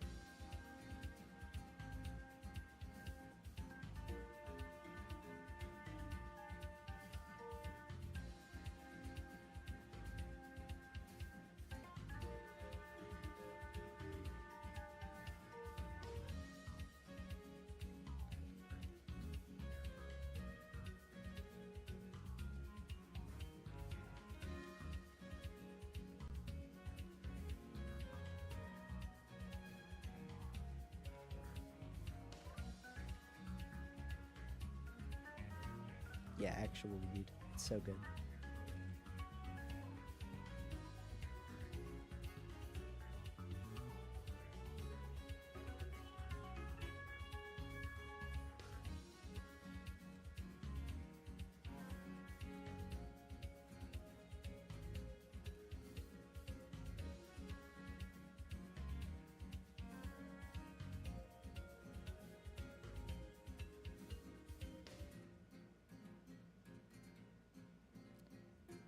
Nope. This is Obsidian Fieldlands Theme 2.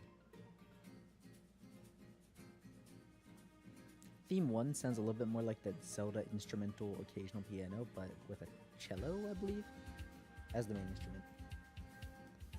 And some piano. Kirby and Forgotten Lands OST is your favorite OST? I really like it, but I don't know if I'd call it my favorite. Is it cheating to say Monster Hunter? And I say, is it cheating?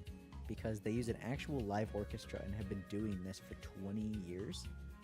So of course their music's gonna sound godly. Pokemon's been trying to change their formula. Monster Hunter sticks to its formula, and it so has like perfected their craft.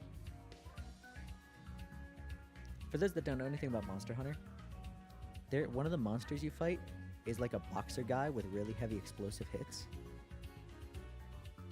And in his theme, the time signature changes on a whim at times. Like, it'll go 1, 2, 3, 4, 5, 6, 7 for a while, and then it'll switch it up to 1, 2, 3, 4, 5, 6, 7, 8, and then 1, 2, 3, 4, 5, 6, 7, 8, 9, and then back to 1, 2, 3, 4, 5, 6, 7. It's crazy.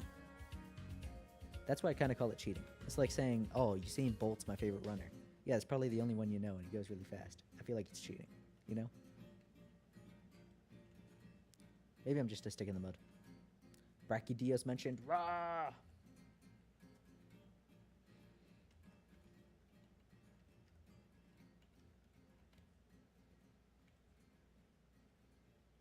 I love Brachydios. Raging Brachy is so cool. One of my favorite fights.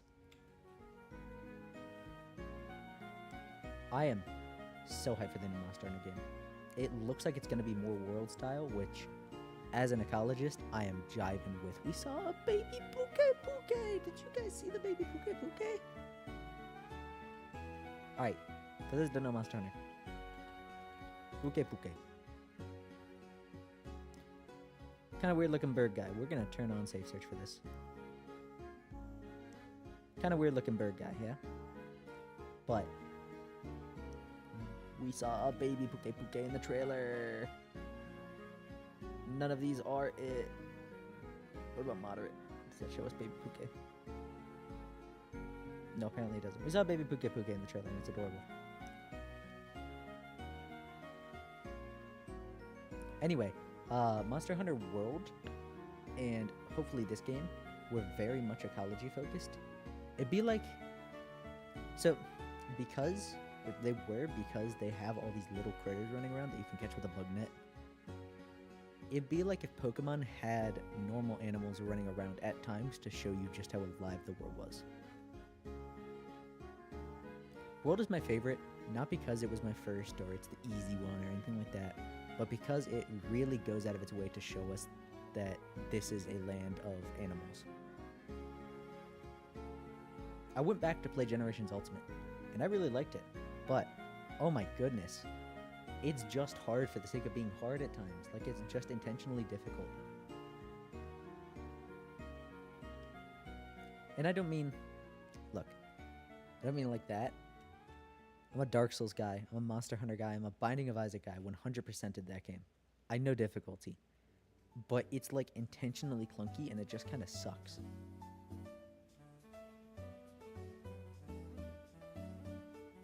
I don't want to rant about Monster Hunter and Pokemon stream. Don't need to. Don't wanna. Hello, Marie and Provost. Am I close? Yeah, Jubilife. That's a good one. Is this day or night? I'm just kidding. I have no clue if this is day or night. I'm not gonna quiz you on that one. I'm pretty sure this is day though. You're a boy at your mom's account? Well, hello, Mr. Ange Provost. I'm good. How are you?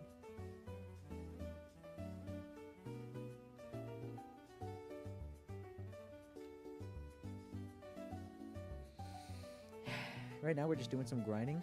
We're not far from being done. Well, done with round 1. I'm gonna guess you meant good, but maybe you were talking about the grinding, because God, the grinding is crazy here. Hey, level 32. What are you at? Okay. I really wish I didn't delete tackle accidentally on Ivysaur. That is so damning.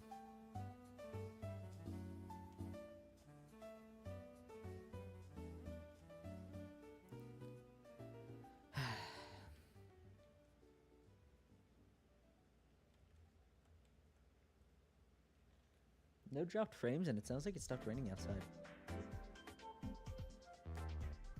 Was that the night version? So 350. It was the night version. And this is Fairy Terminal. Because of the sax. I'm pretty sure the sax is in some day versions at least, right? Because I heard a very upbeat piano and I figured that was going to be a daytime theme, but maybe that's just how Jubilife is.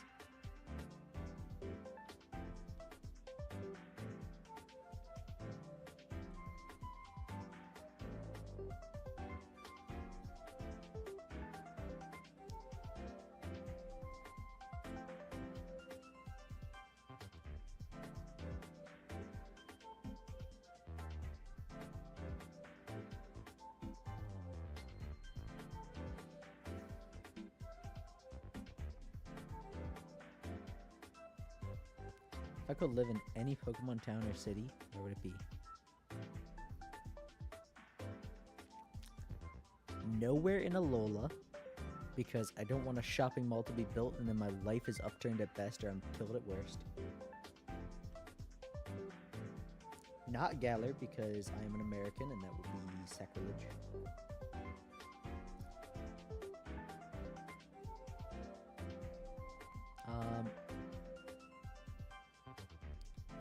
I'm thinking not Johto because I don't want to be super strict on ancient customs.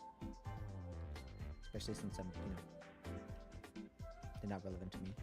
Some of them born there.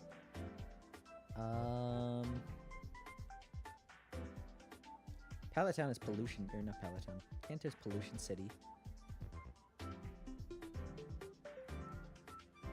Hoenn probably gets wiped out by hurricanes, but even if it doesn't, that's just like a toxic amount of sea air. So it's down to Sinnoh, Unova, and Kalos. Okay. A little cheaty. I am gonna say Whale Town from Almia so that I can possibly be a Pokemon Ranger.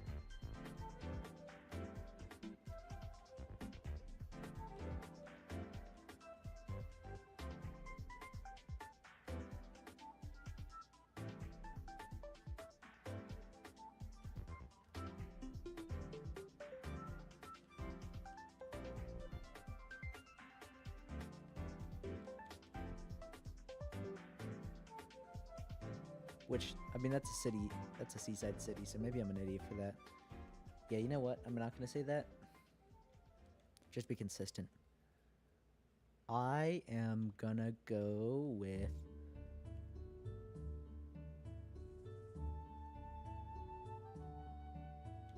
I knew vaguely of that. I didn't know it was as accurate as that. Like, I've seen it overlain onto the map of Japan, and it's been pretty cool.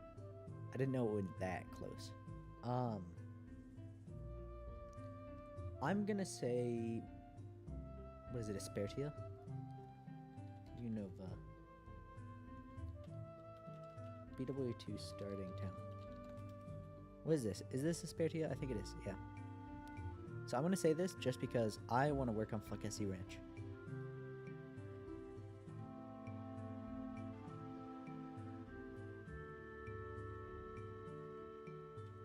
How awesome would it be to be just like a Pokemon farmer? Even the ruins of Alpha based on a real location, that's pretty cool. I know this theme, but I don't remember from where. This is Pokemon Mystery Dungeon. Good luck, you did it. You spent 5 hours. Doing what? If you're talking about the Professor Oak challenge, nuh-uh. Because I've spent 16 hours doing it. Almost 17.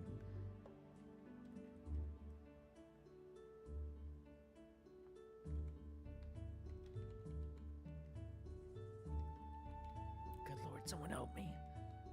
Please.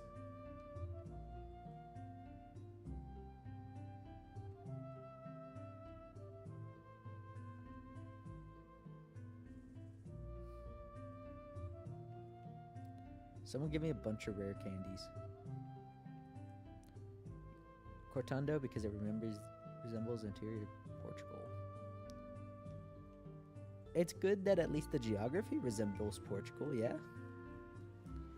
But you are close to Chien-Pao.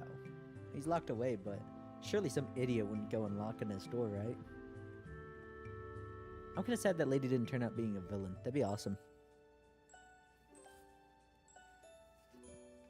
Because she's really desperate to, like, get the treasures of the ruin out.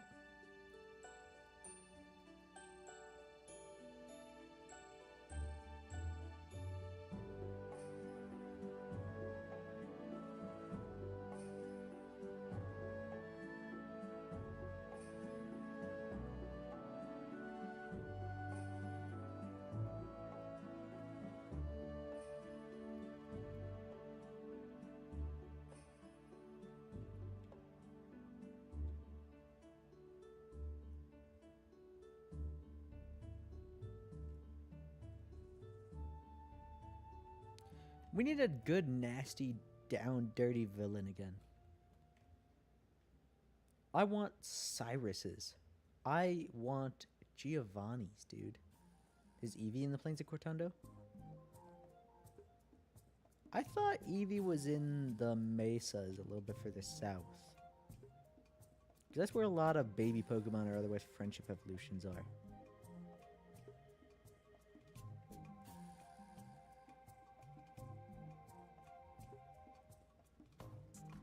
Yeah, but those are mesas, not plains. Wait, Cortando, like the starting kind of city? Not Mesa Gosa, but the one before that. The pit stop on the way. More like Team Flare. You're clobbered.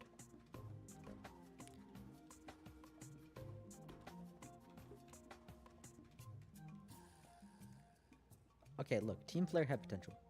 The Bug Gym, I didn't mean that one. It's found in those plains? I thought it was south. Like, not south of the whole region. I mean south of that town. Which takes you into the mesa.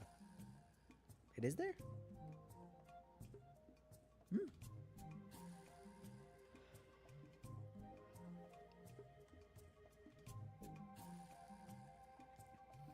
I think Gen 9 had some great Pokemon design. I don't think that's too controversial in my opinion. I've seen some hate for it, but like, most of them are really good, dude. Let me tell you, when I heard in the leaks that there was a Lolly Blacksmith, I was not excited. But when I saw Tinkaton, I am Lolly Blacksmith all the way, dude. XY had so much... Yes. Yes, yes, yes, yes. How crazy is it that we get starters based on the RPG classes, and they don't get Mega Evolutions to make them super crazy awesome? Like, what if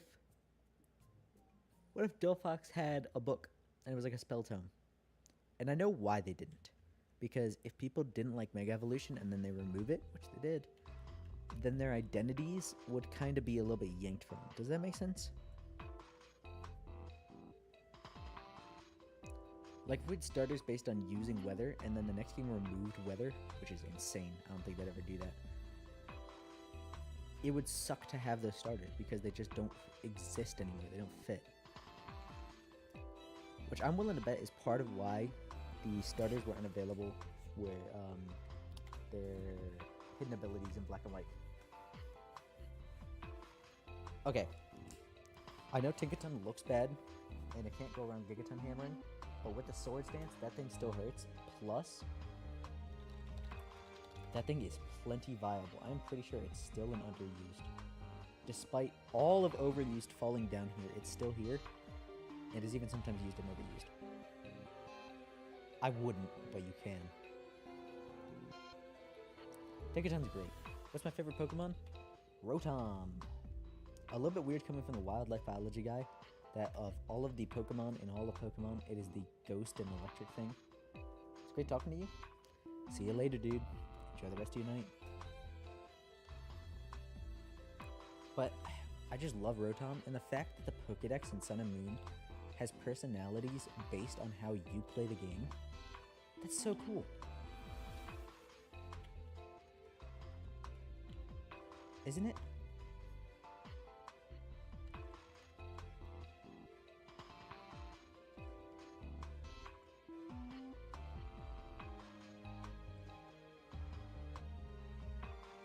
I'll check Discord real quick, so I'm gonna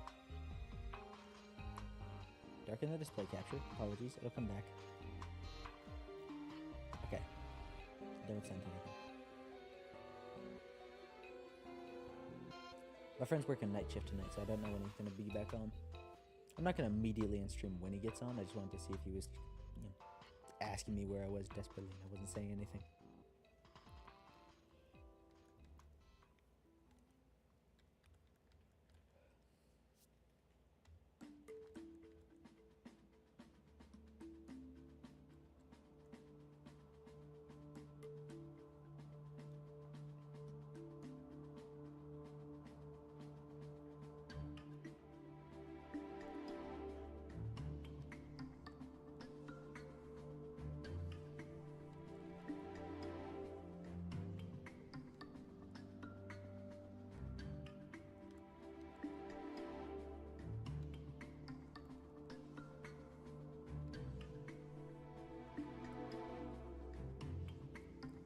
Oh, my big chatter's gone. Now everyone's leaving. So sad. What's your favorite Pokemon? Mr. Provost?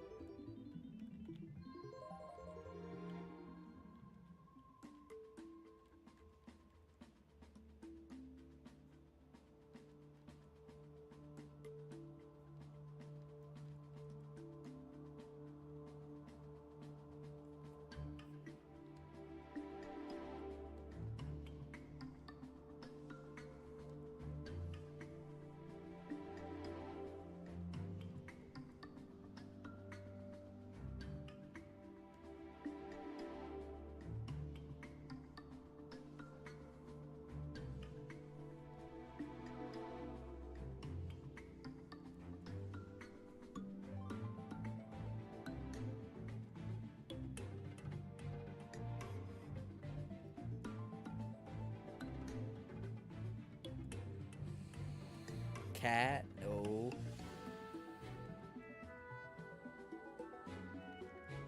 Cat.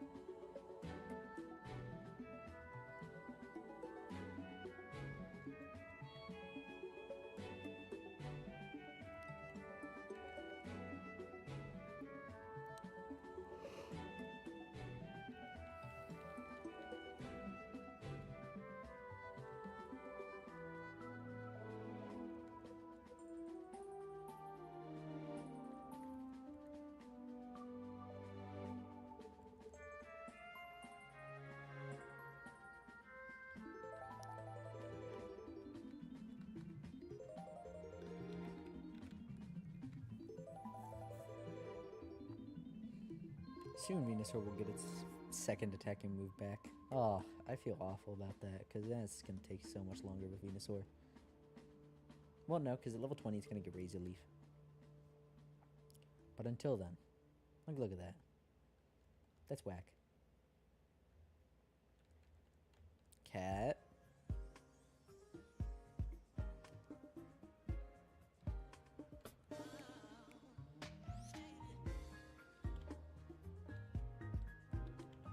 Man. You didn't yet, yeah.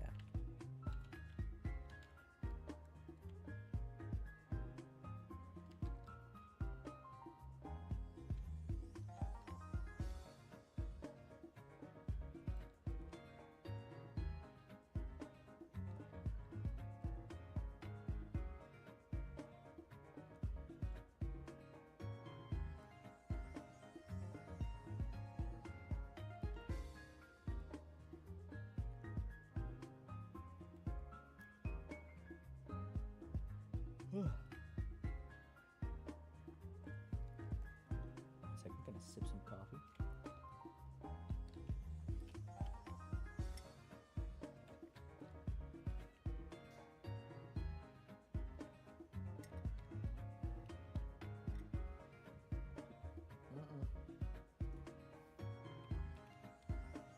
Cat, no.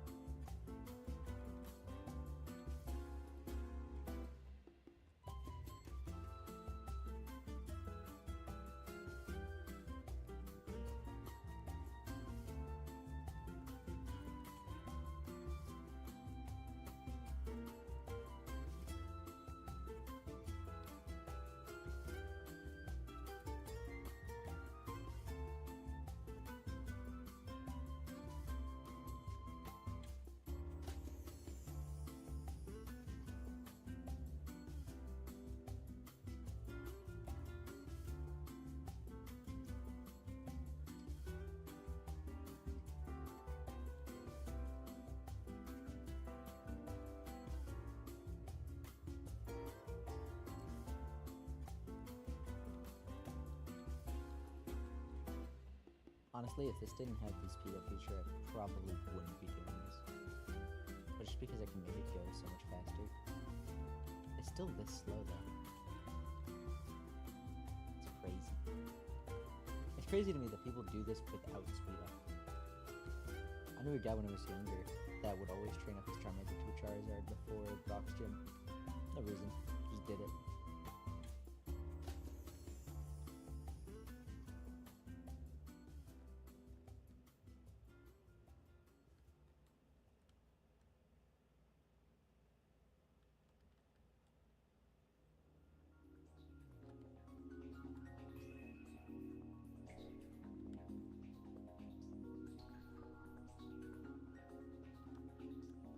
3 more levels on Pidgeot though, we're almost there.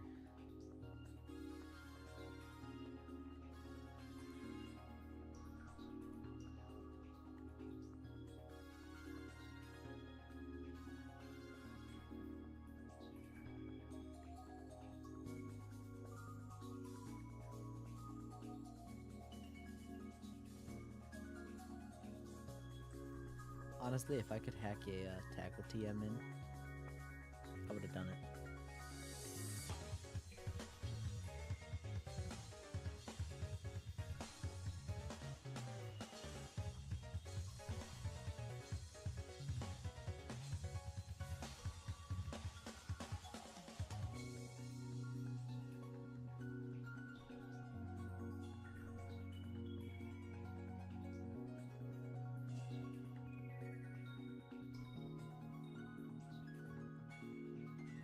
Just that Bulbasaur wouldn't be bad anymore for like grinding up on it.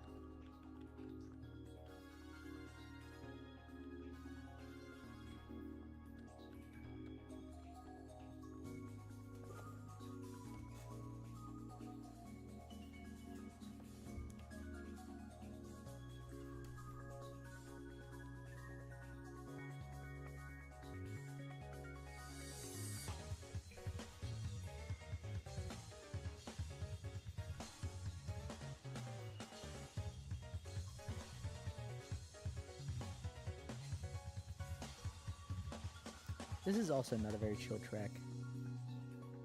This playlist is fickle.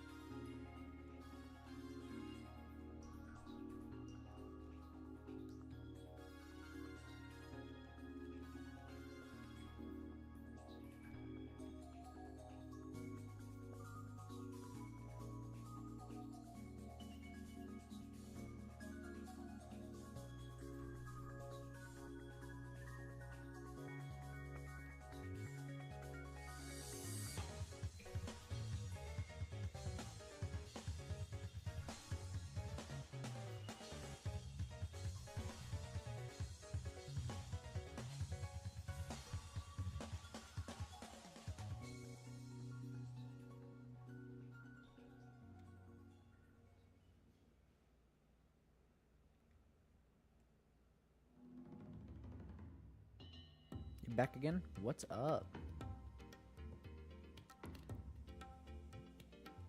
Hoot's almost there, dude.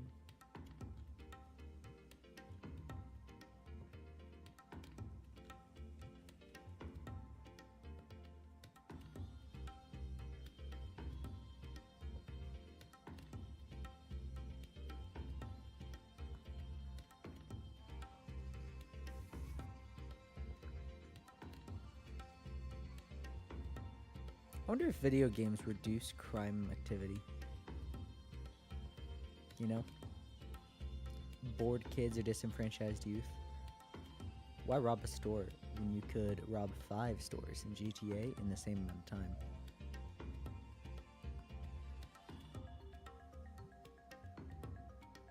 You know what I mean?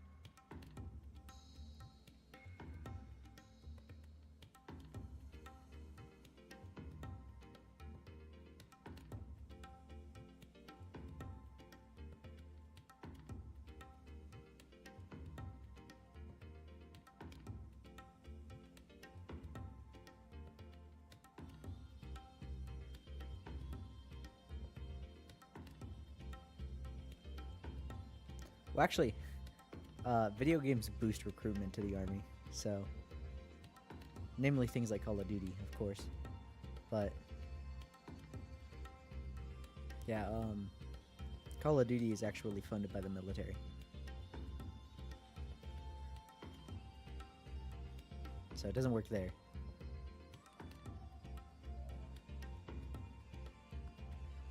But you know, some gangs, at least like LA gangs, they're looking for bored kids to do work for them. Not, you know, drug trafficking or murder, but like tagging. But what if all the kids are inside watching Dragon Ball or playing Dragon Ball?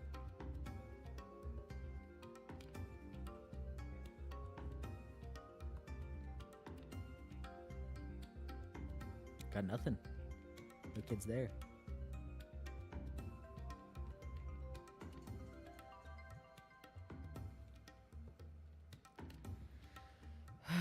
The end is in sight. The end is in sight, boys, and after this, it speeds up. The promised land is almost here.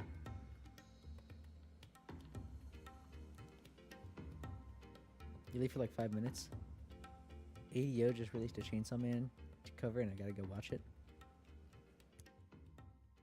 Enjoy Chainsaw Man. I've never read it. Or watched it. They're making an animated series of it, right? Or is it just the manga?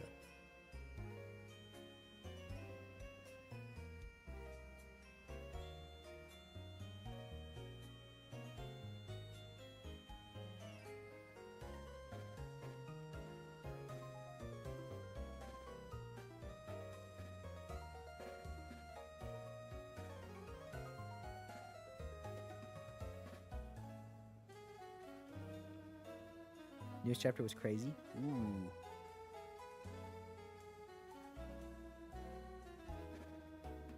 What is Chainsaw Man about? I know there's a man with a chainsaw, and there's a like weird lady that likes aquariums.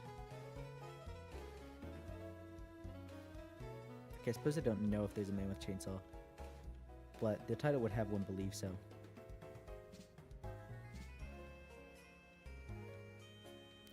Yes, I do not plan on watching it.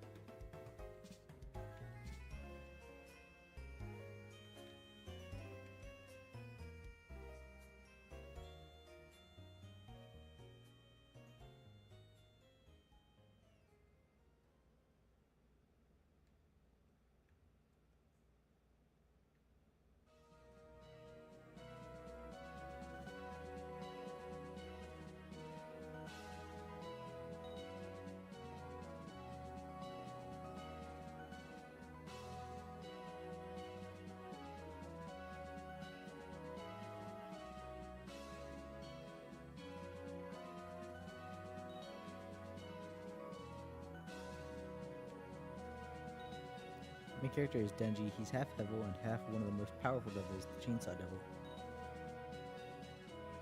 He's just deviling it up. How devilish.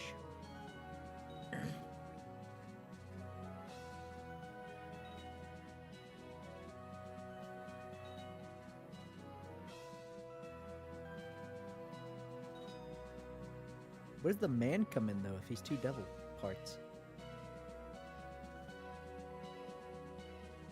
Unless you meant half man and half devil.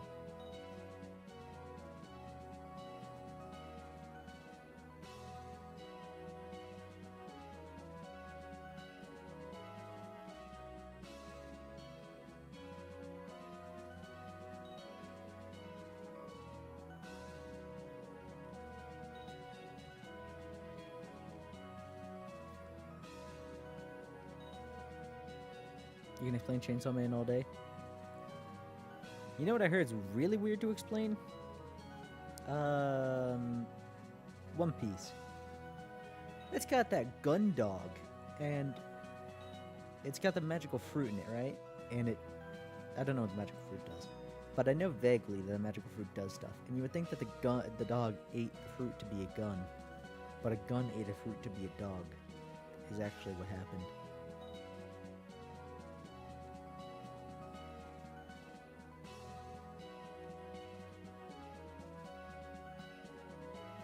I don't know. My anime watching experience is a whopping 2 shows. I started Goblin Slayer. The gun ate a fruit that turns it into a dog. Honestly magical. Well, yeah, the fruit is magical, but you get what I mean. Enriching, enchanting experience. I started watching Goblin Slayer, and I kind of want to watch Full Metal Alchemist Brotherhood. Cat! No! I heard Full Metal Alchemist Brotherhood's good.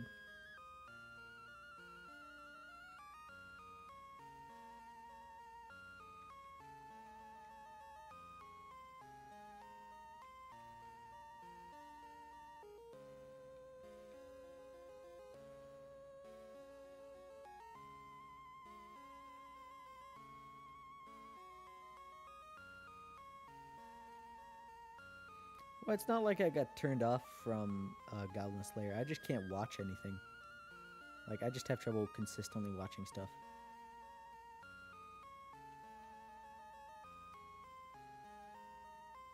It was definitely not at fault of the first episode, I promise. I stopped around like the 9th.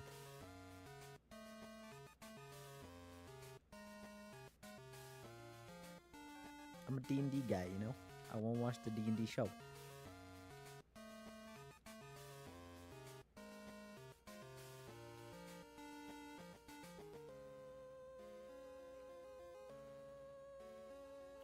The only thing I'm able to watch consistently through. Have a good stream, you gotta go. Later, dude. Enjoy your night. Vox Machina I've been able to, but that's because I was watching it with someone, and it's also really short. Avatar The Last Airbender is the only show I can consistently watch through from start to finish, all the way.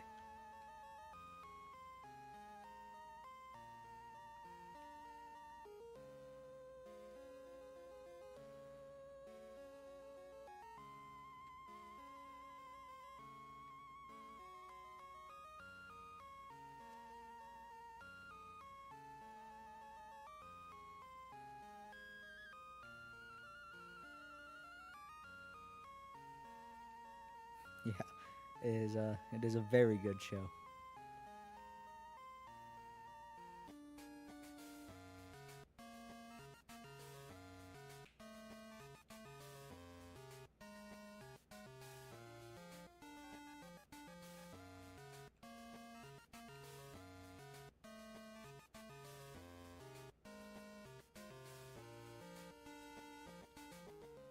And I'm gonna real quick. Opinion on the new live action show? Alright. So whenever I rate things by number, I don't really like rating things by number, but I usually do it on a 100 to negative 100 scale. With obviously negative 100 being the worst and positive 100 being the best, right? Nice and easy. Cat, get out of here! Cat, go! Go, go, go, go, go! Get Cat! Sorry. I would rate original Avatar way up there, like a 90-something at least. I would rate the movie from ages ago probably a negative 90 at best. I would rate the new live-action show probably a 0, as in right in the middle. It is so meh. It is so aggressively meh that it's like finding a Pokeball after looking for 5 minutes for a hidden item. It's not horrible, genuinely, but it is just so mid. It like forces midness down your throat. The Marvel-like quips The fact that it feels the need to explain to me what characters are feeling and doing is just crazy. But we're the 41st. I know! I know you're the 41st. You could have just stayed silent and it would have been better. Or when Aang airbends and the one Kyoshi warrior is like, I think that's him. Shut up! Exactly. It's not bad, but I just don't feel anything when watching it. I'm just watching spectacle. And it's not even great spectacle. Like, it's just okay. Cat, please.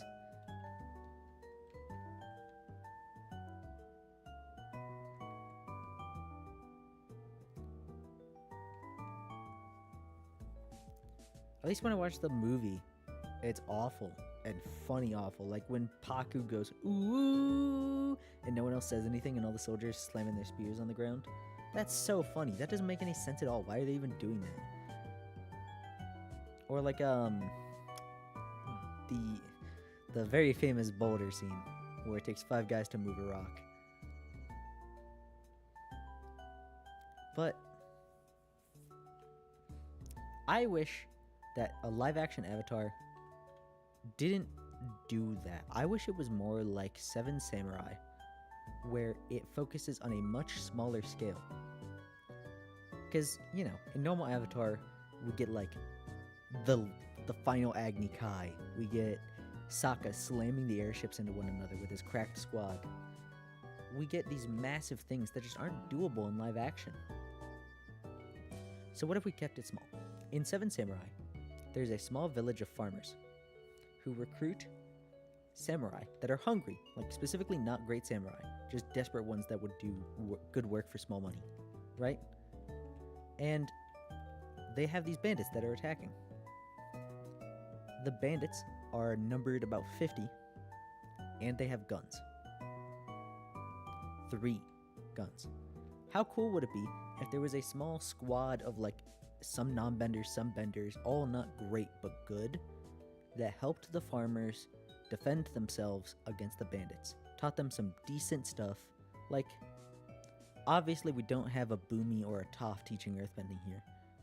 So what if it was simpler dudes? What if it was like Haru's dad that was teaching earthbending, you know? And they fought back against these bandits, most of which were just weapons. But then when the firearms came out, there were firebenders that are decently good. And it's a big threat. That way you don't have to use huge moves, but it still feels just as impactful. Why do we need to have Aang flying around in the air too? That was stupid. And not even jumping, just actually flying, like floating around.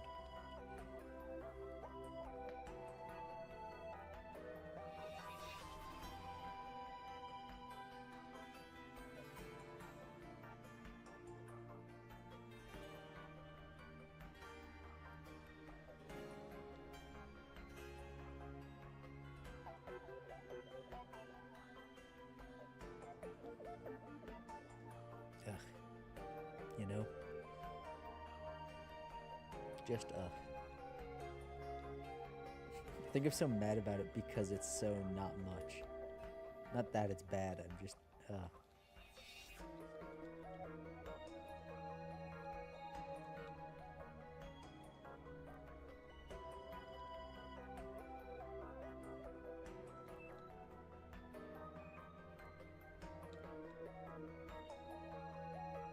Oh, my rant scared away all the viewers.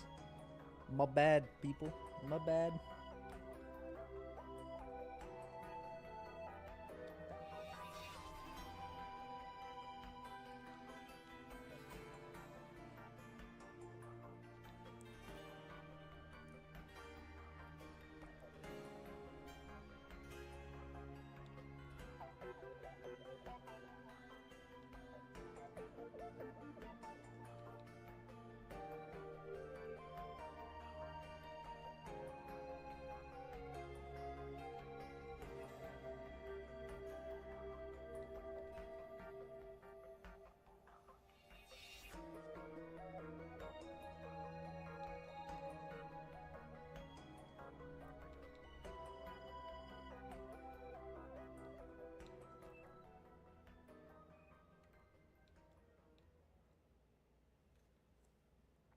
We are so close, except we're not, because we also have Ivysaur, who's kind of behind. But we're not far. We're so not far. And Ivysaur is about to get Razor Leaf to speed it up.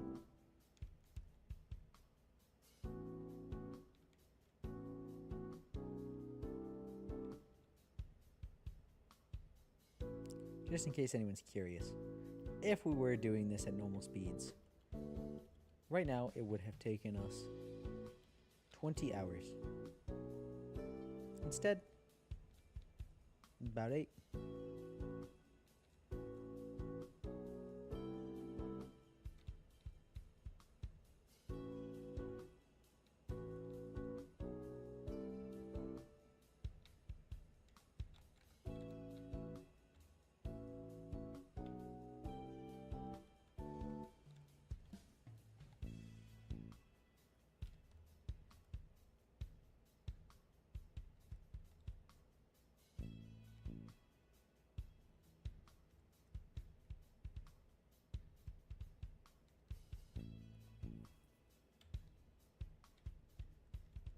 Had to go for a second, but your Avatar live action show sounds like a great idea.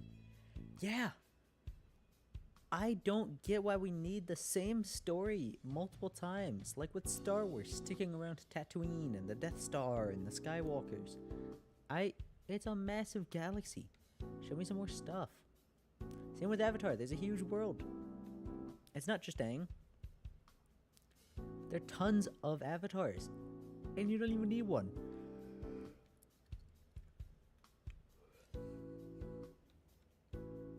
Sure, it's called the world of Avatar, you know, like Avatar, The Last Airbender, Avatar, The Legend of Korra. But we can still, like, it doesn't need to be about the avatars. The bending in general is just so cool. The Avatar tabletop has some really cool ideas for unique bending styles. Like an earthbender from Ba Sing Se, who, to respect laws, can't just bend chunks of rock. So instead of bending ground from below, they carry tiles or beads around with them to use for bending. Isn't that cool? That's so cool.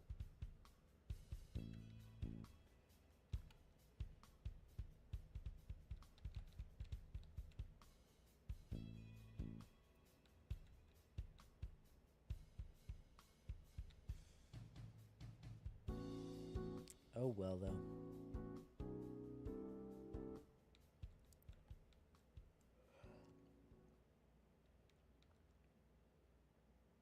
It also recommends a dude with roller skates, so pretty sick. Maybe it was ice skates or something. I don't know, something like that.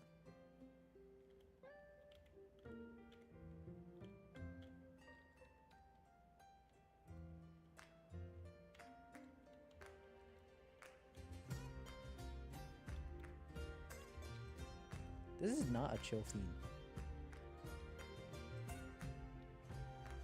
This is when the Guardian of the Cobalt Coastland steps in with a near suicidal move to protect someone. There's nothing chill about this dude. Like, obviously the song's not reflecting that very well, but still.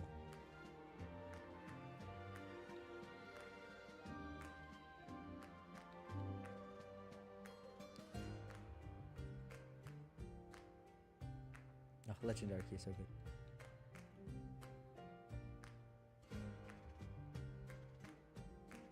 You know what? They just wanted a 5-hour track, so they got like 4 hours of chill stuff and then filled in the rest randomly with not chill tracks. Because by hour 3, you're definitely asleep, and before hour 3, there was nothing that was, this is not chill.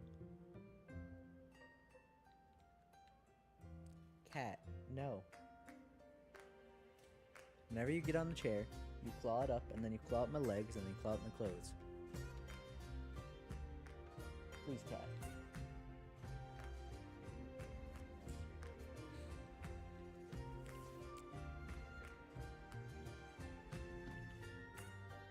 I'm trying to think of good Pokemon-related conversations. What's my cat's name? Emma. It's also not actually my cat. So, I have a cousin with cat. I have a cousin with Down syndrome, and her sister had this cat in college. But all of a sudden, the cat was not allowed in the dorm because of their roommate or something. So the cat had to stay at their home. Then, one of these sisters got clawed by the cat. And then the Down syndrome cousin also got clawed by the cat. And she basically would not leave her room. And if the cat was there, she would pee herself in fear. And so the cat was just not allowed to stay there anymore. So they drove down here. Cat! He gave us the cat. Temporarily. When September rolls around, I believe, or August, they will become cat! They will be coming back to get the cat.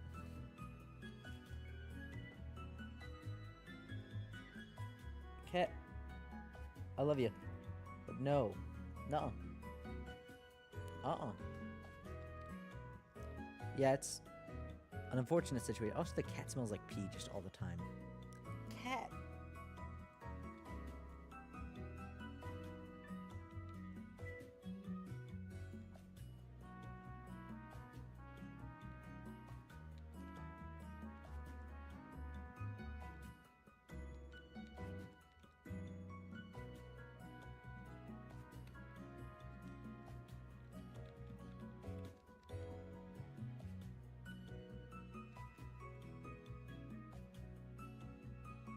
So, Pokemon. Which Pokemon do you think got done the most dirty? For one reason or another.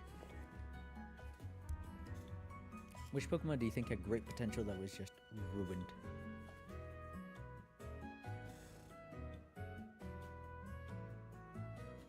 I think there are a few... I got a few good options or answers. But I'm gonna go with Gyarados. It even got the scripted shiny. And yet, Gyarados had the bad luck of being pre-physical special split. And normally when that happens, the Pokemon are kind of balanced around the stab moves and everything like that. But water types used to have good stab moves. But Gyarados still doesn't have good special attack. Flying type though. That's good, right? Well, flying types just don't get good attacks. And even after the physical special split, that didn't really change. Water types still didn't have good physical attacks for a long while, and flying types still don't have good attacks, just like even today. Talonflame. Ooh. What happened with Talonflame, do you think? Like, what in your opinion?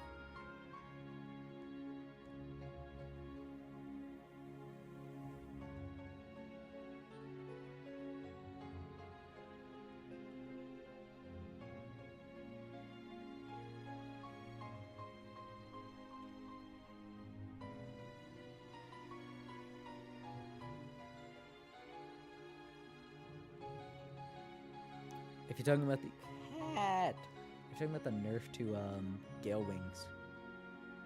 Yeah. It sucks. It's so funny just how nerfed that ability was, because it's not just if they take damage.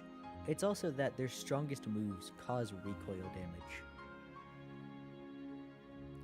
If it was like a defeatist situation, it probably still wouldn't be around, but at least it's something, you know? But no. It's just gone.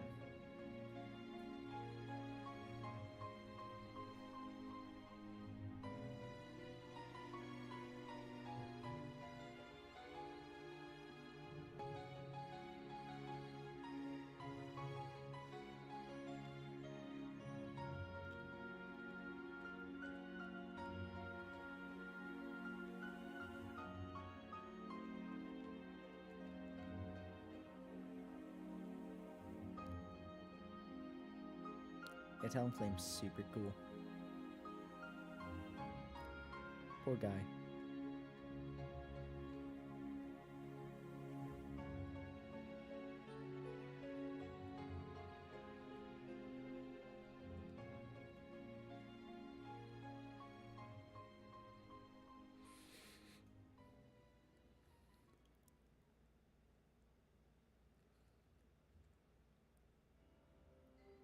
That don't they like team up together? Don't Landorus, Therian, and Incineroar work together? Or has Landorus, Therian been kicked out because of or by him? Because in singles, Landorus is still kind of around, but Great Tusk is, you know, Great Tusk is new king.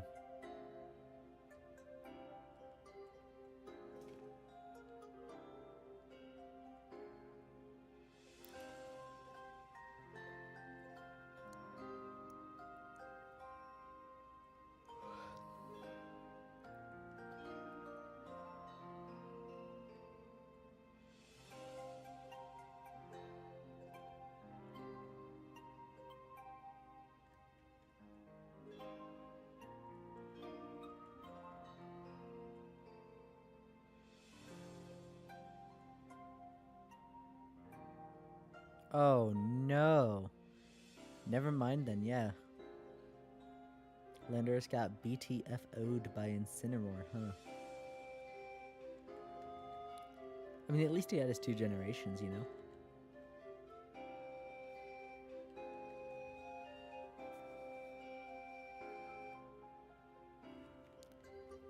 Well, that's not exclusively true, because what if you have a Magic Bounce Mon? Then, Parting Shot's not as good as U-Turn.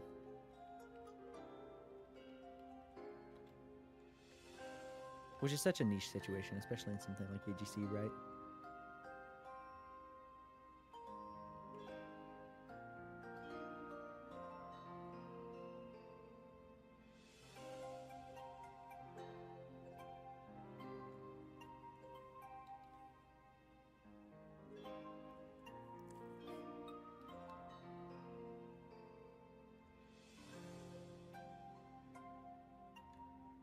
Oh, never mind then, yeah.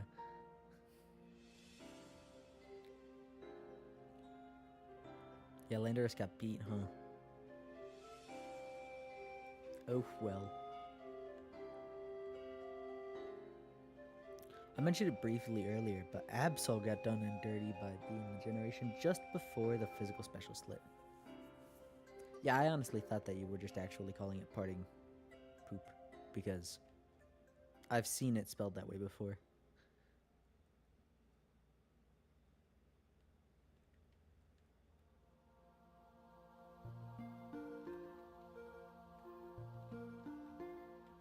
I mean, this is technically not a sad song on its own.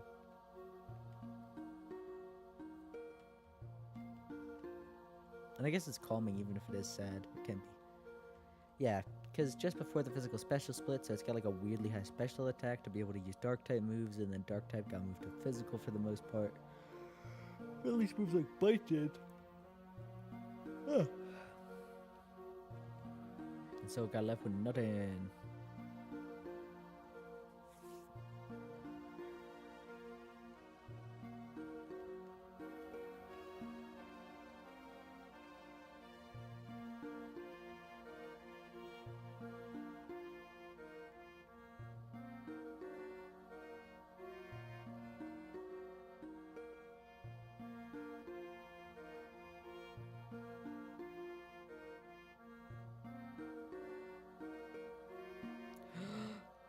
We're done with Banky.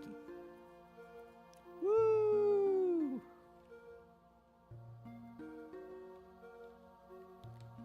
Primeape is here. Woohoo! Cat. Oh no, I came here for that. Whoops.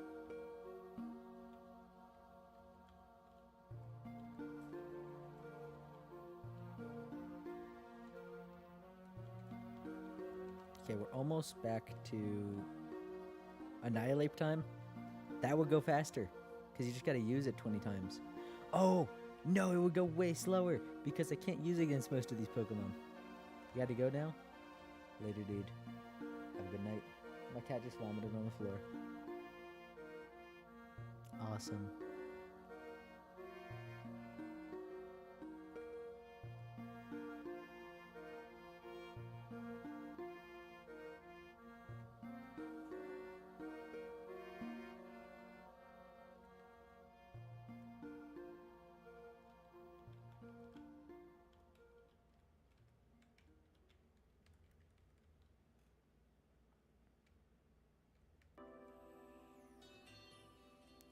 Just a couple more levels on Pidgeot as well, dude.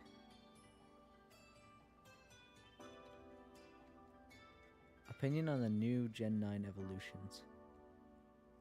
Are you talking about Annihilate and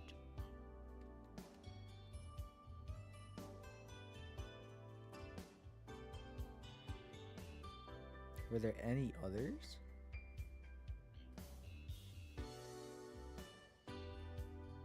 There weren't, right? Well, Annihilate is crazy awesome. Like, I saw that dude in game for the first time and I got spunked. Oh.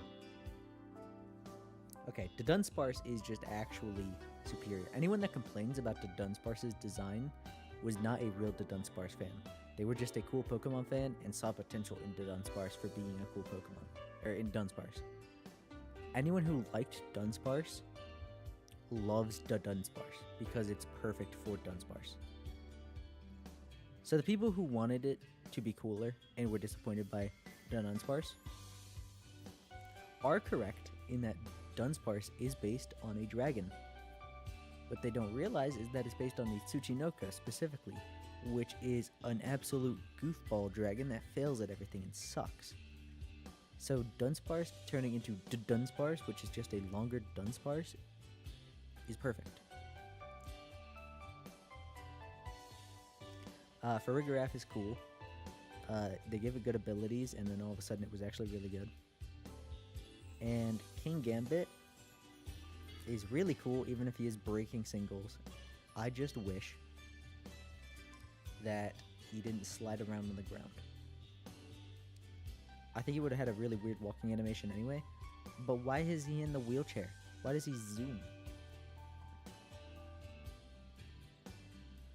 It's so weird.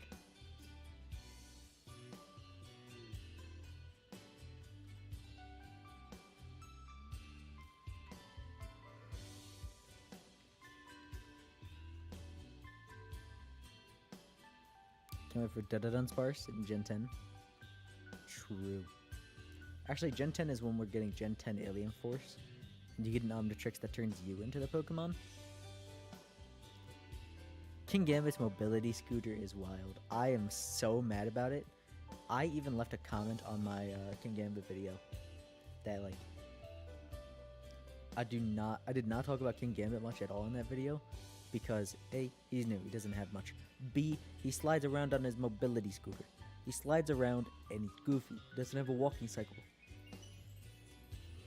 There's nothing to talk about with him. One second, I'm gonna check Discord again. Okay. I didn't actually cover it that time, but you know, who cares?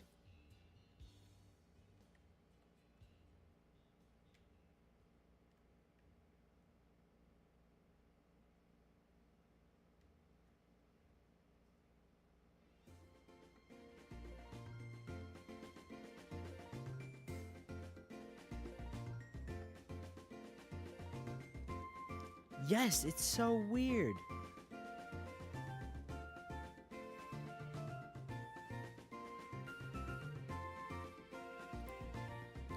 I really almost like King Gambit's design, but not quite. It's just not there. There's just enough big stuff, and it's huge stuff. But other than that, it's nothing.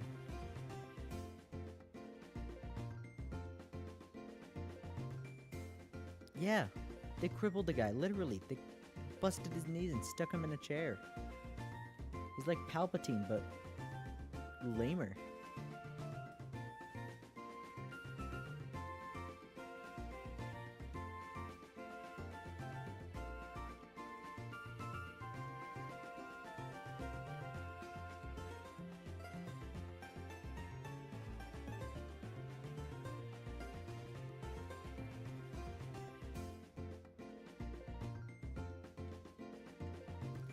I could not find, for the life of me, a single Bisharp with a crest, let alone 3.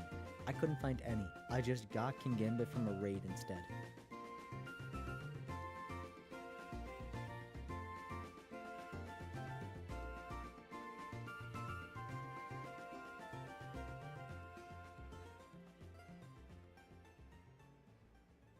Not to mention, Bisharp doesn't really get much to hit other Bisharps super effectively. I think it gets low kick, but that's still kind of...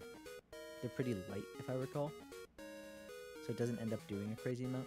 Plus, they're surrounded with Pawniard, so it's hard to get the right one, and if he runs away, you might despawn. It's just... ugh. It's not that it's crazy complex, it's that it's dumb. The ones that surround... Yeah, there were some that are surrounded by Pawniards that didn't have it. I'm certain.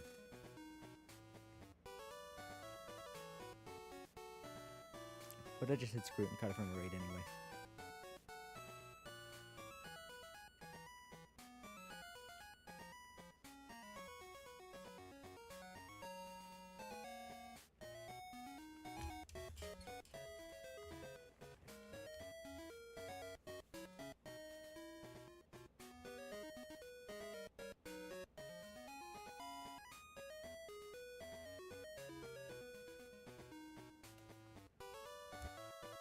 They've always done that.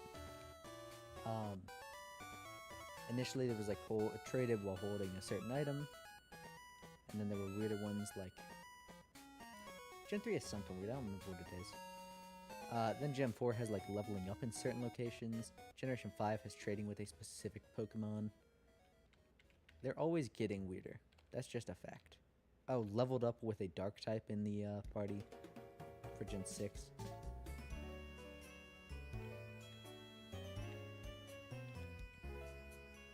Granted, I can gambit like Miyamoto intended. Bro, I'm not doing that. Bro intended for bugs, and there's no bugs here. That one was easy. I got that naturally. Like, I didn't even grind for it. It just, when it came time to it, I already had the stuff, and it was good.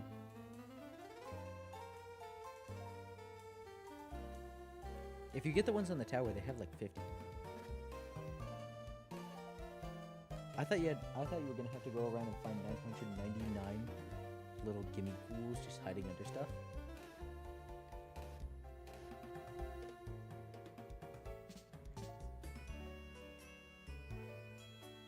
Or do something with Pokemon Go.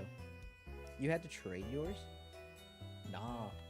Some of the ones on the towers get 50, maybe even 100. You just go around to those and you're good. And then you can sell them. If I recall, they sell well. Some of the parts do, at least.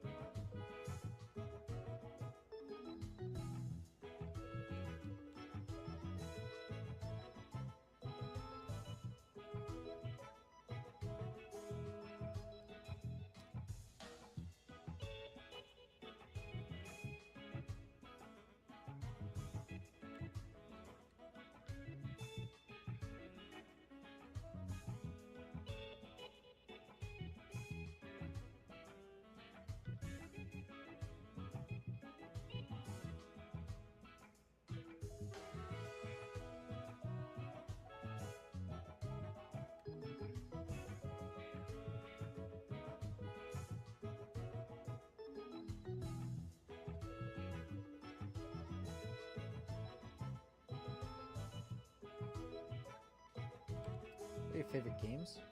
Alright. gonna be Dwarf Fortress, Cataclysm. If you count every single Pokemon game as one game, Pokemon,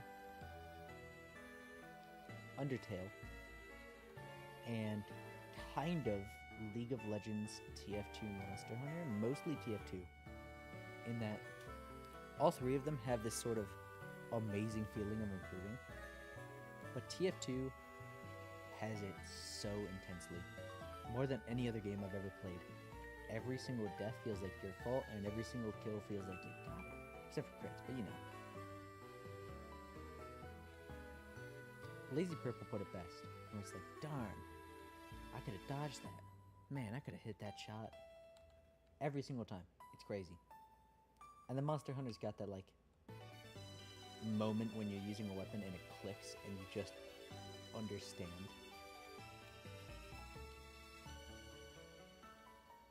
And then League of Legends genuinely feels like you're always improving. But that one's, you know, it's got some violence behind it.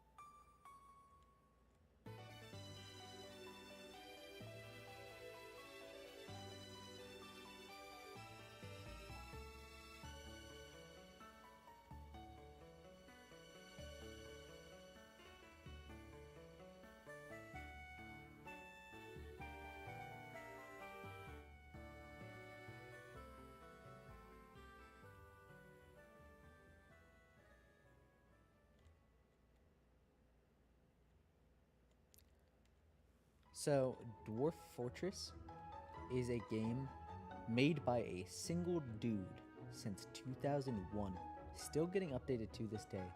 The first game to get put into a modern art museum, the inspiration for Minecraft. It is fantastic. I can't do it justice with my words alone, but it is so amazing in so many different ways. And honestly, look into it yourself.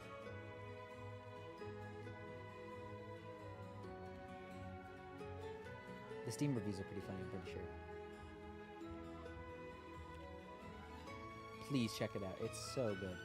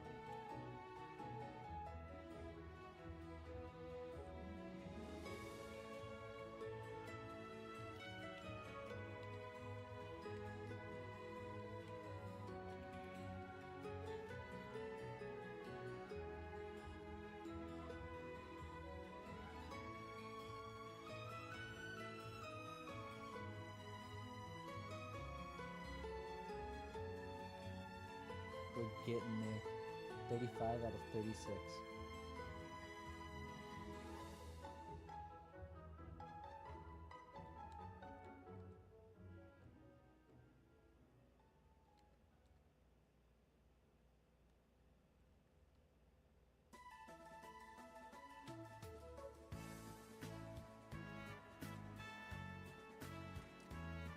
Is this the MIDI version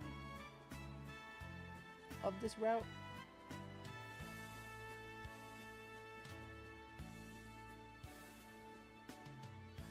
Oh, it's the Super Smash Bros. Brawl version of this route. I knew it sounded off. Oh, so if you don't know, if you're looking up soundtracks out there, Brilliant Diamond and Shining Pearl usually will have 2 uploaded. There's the one you'll hear in-game, and then there's the one you would hear if you played the game before the day 1 patch. So, the game was very much on a strict deadline. It was not fully finished. It was their first game of all time, I'm pretty sure. And there was a day 1 patch because, you know, copies have to ship out way before they're, like, actually about to release the game and turn it on digital stores.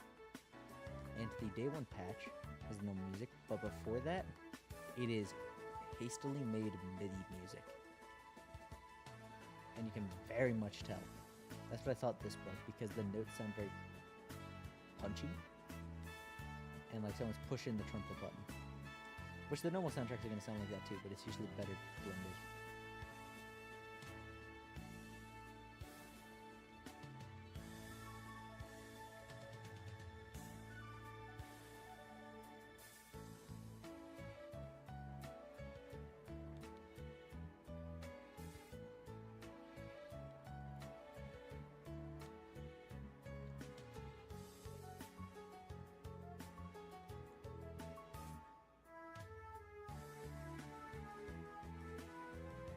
Yeah, I don't blame you. You can find them online too. The music for BDSP is good. I mean, it's just the previous music with a little bit better instruments. But, you know. Come on, man. BDSP's gotta have a couple W's. It's genuinely not that bad. Like, people give it more hate than it deserves. It's not great. I think the hate should be more directed at Pokemon Company. Because that was Oka's first game ever, and they were told to make a remake of 2 games. They're not going to look to the 3rd one and be like, yeah, we should do that instead. I get it.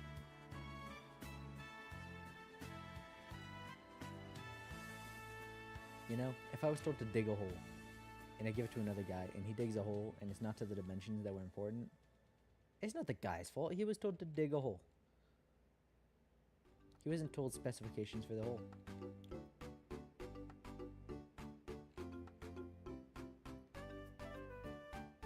What is this song? I've been looking for this song, but don't know what it is. I know it's Gen 5. Icarus City.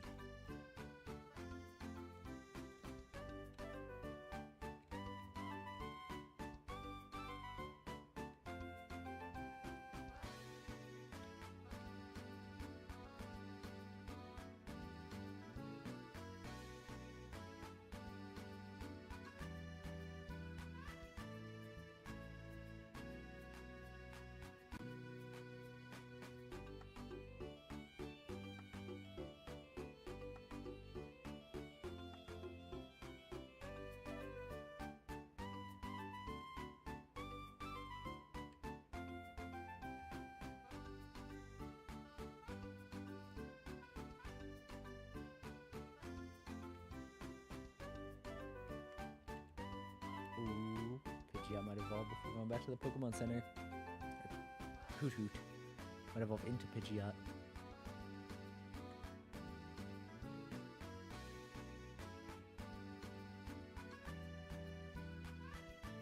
Oh my god, almost there.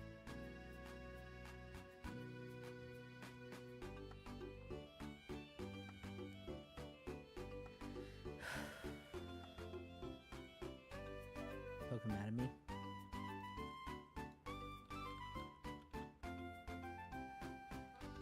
Pokemonatomy.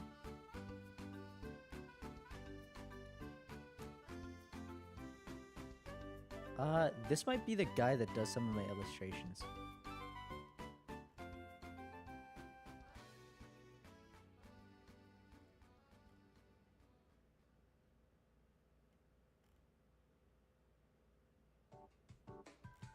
Scholastic published this?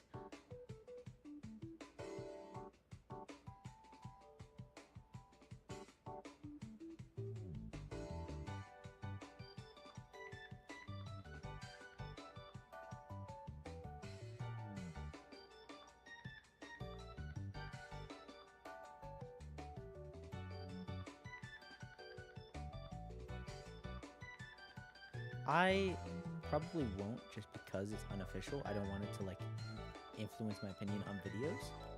But that's fantastic. That's actually pretty cool. That might be the artist that does some of the detailed pictures. I know I have ones for Jolteon and Flareon, and then there were ones for the Sandshrew lines. Actually, it might not be the same artist, but I thought about getting that guy.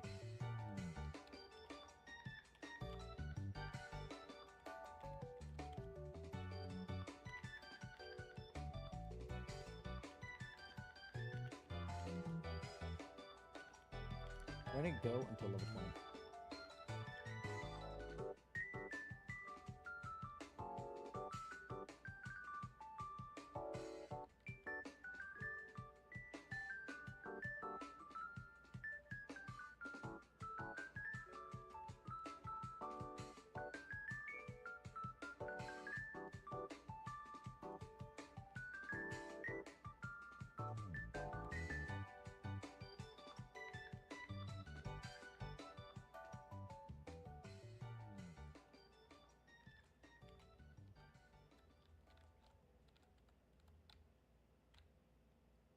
Anyway, yeah, I don't want headcanons to influence my videos, other than, you know, the headcanons I'm making. I don't want them to influence my headcanons, if that makes sense. I want to go based off just what's there, and then posit stuff from that.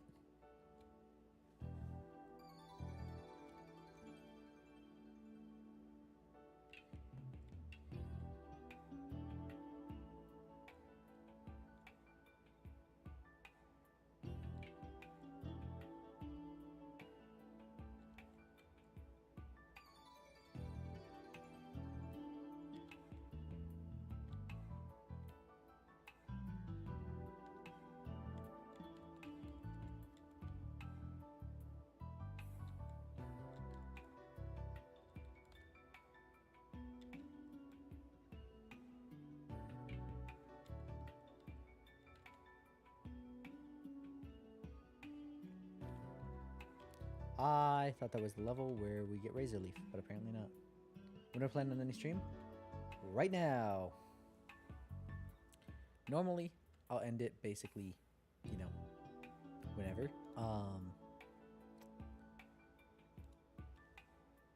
End of stream 2. But right now I'm ending it because I would have done it sooner, but I wanted Razor Leaf. Apparently, though, doesn't learn Razor Leaf. I'm guessing. Never mind, I don't know what I'm guessing. Oh, it's 22 for Razor Leaf.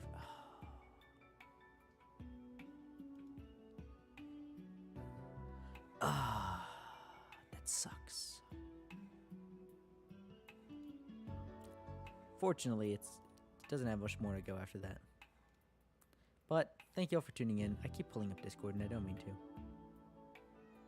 gotta do it now, man. I can't, dude.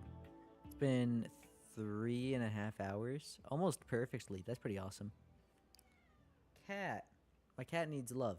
See? I'm actually gonna shower. I'm not gonna give my cat love. But my cat does need love.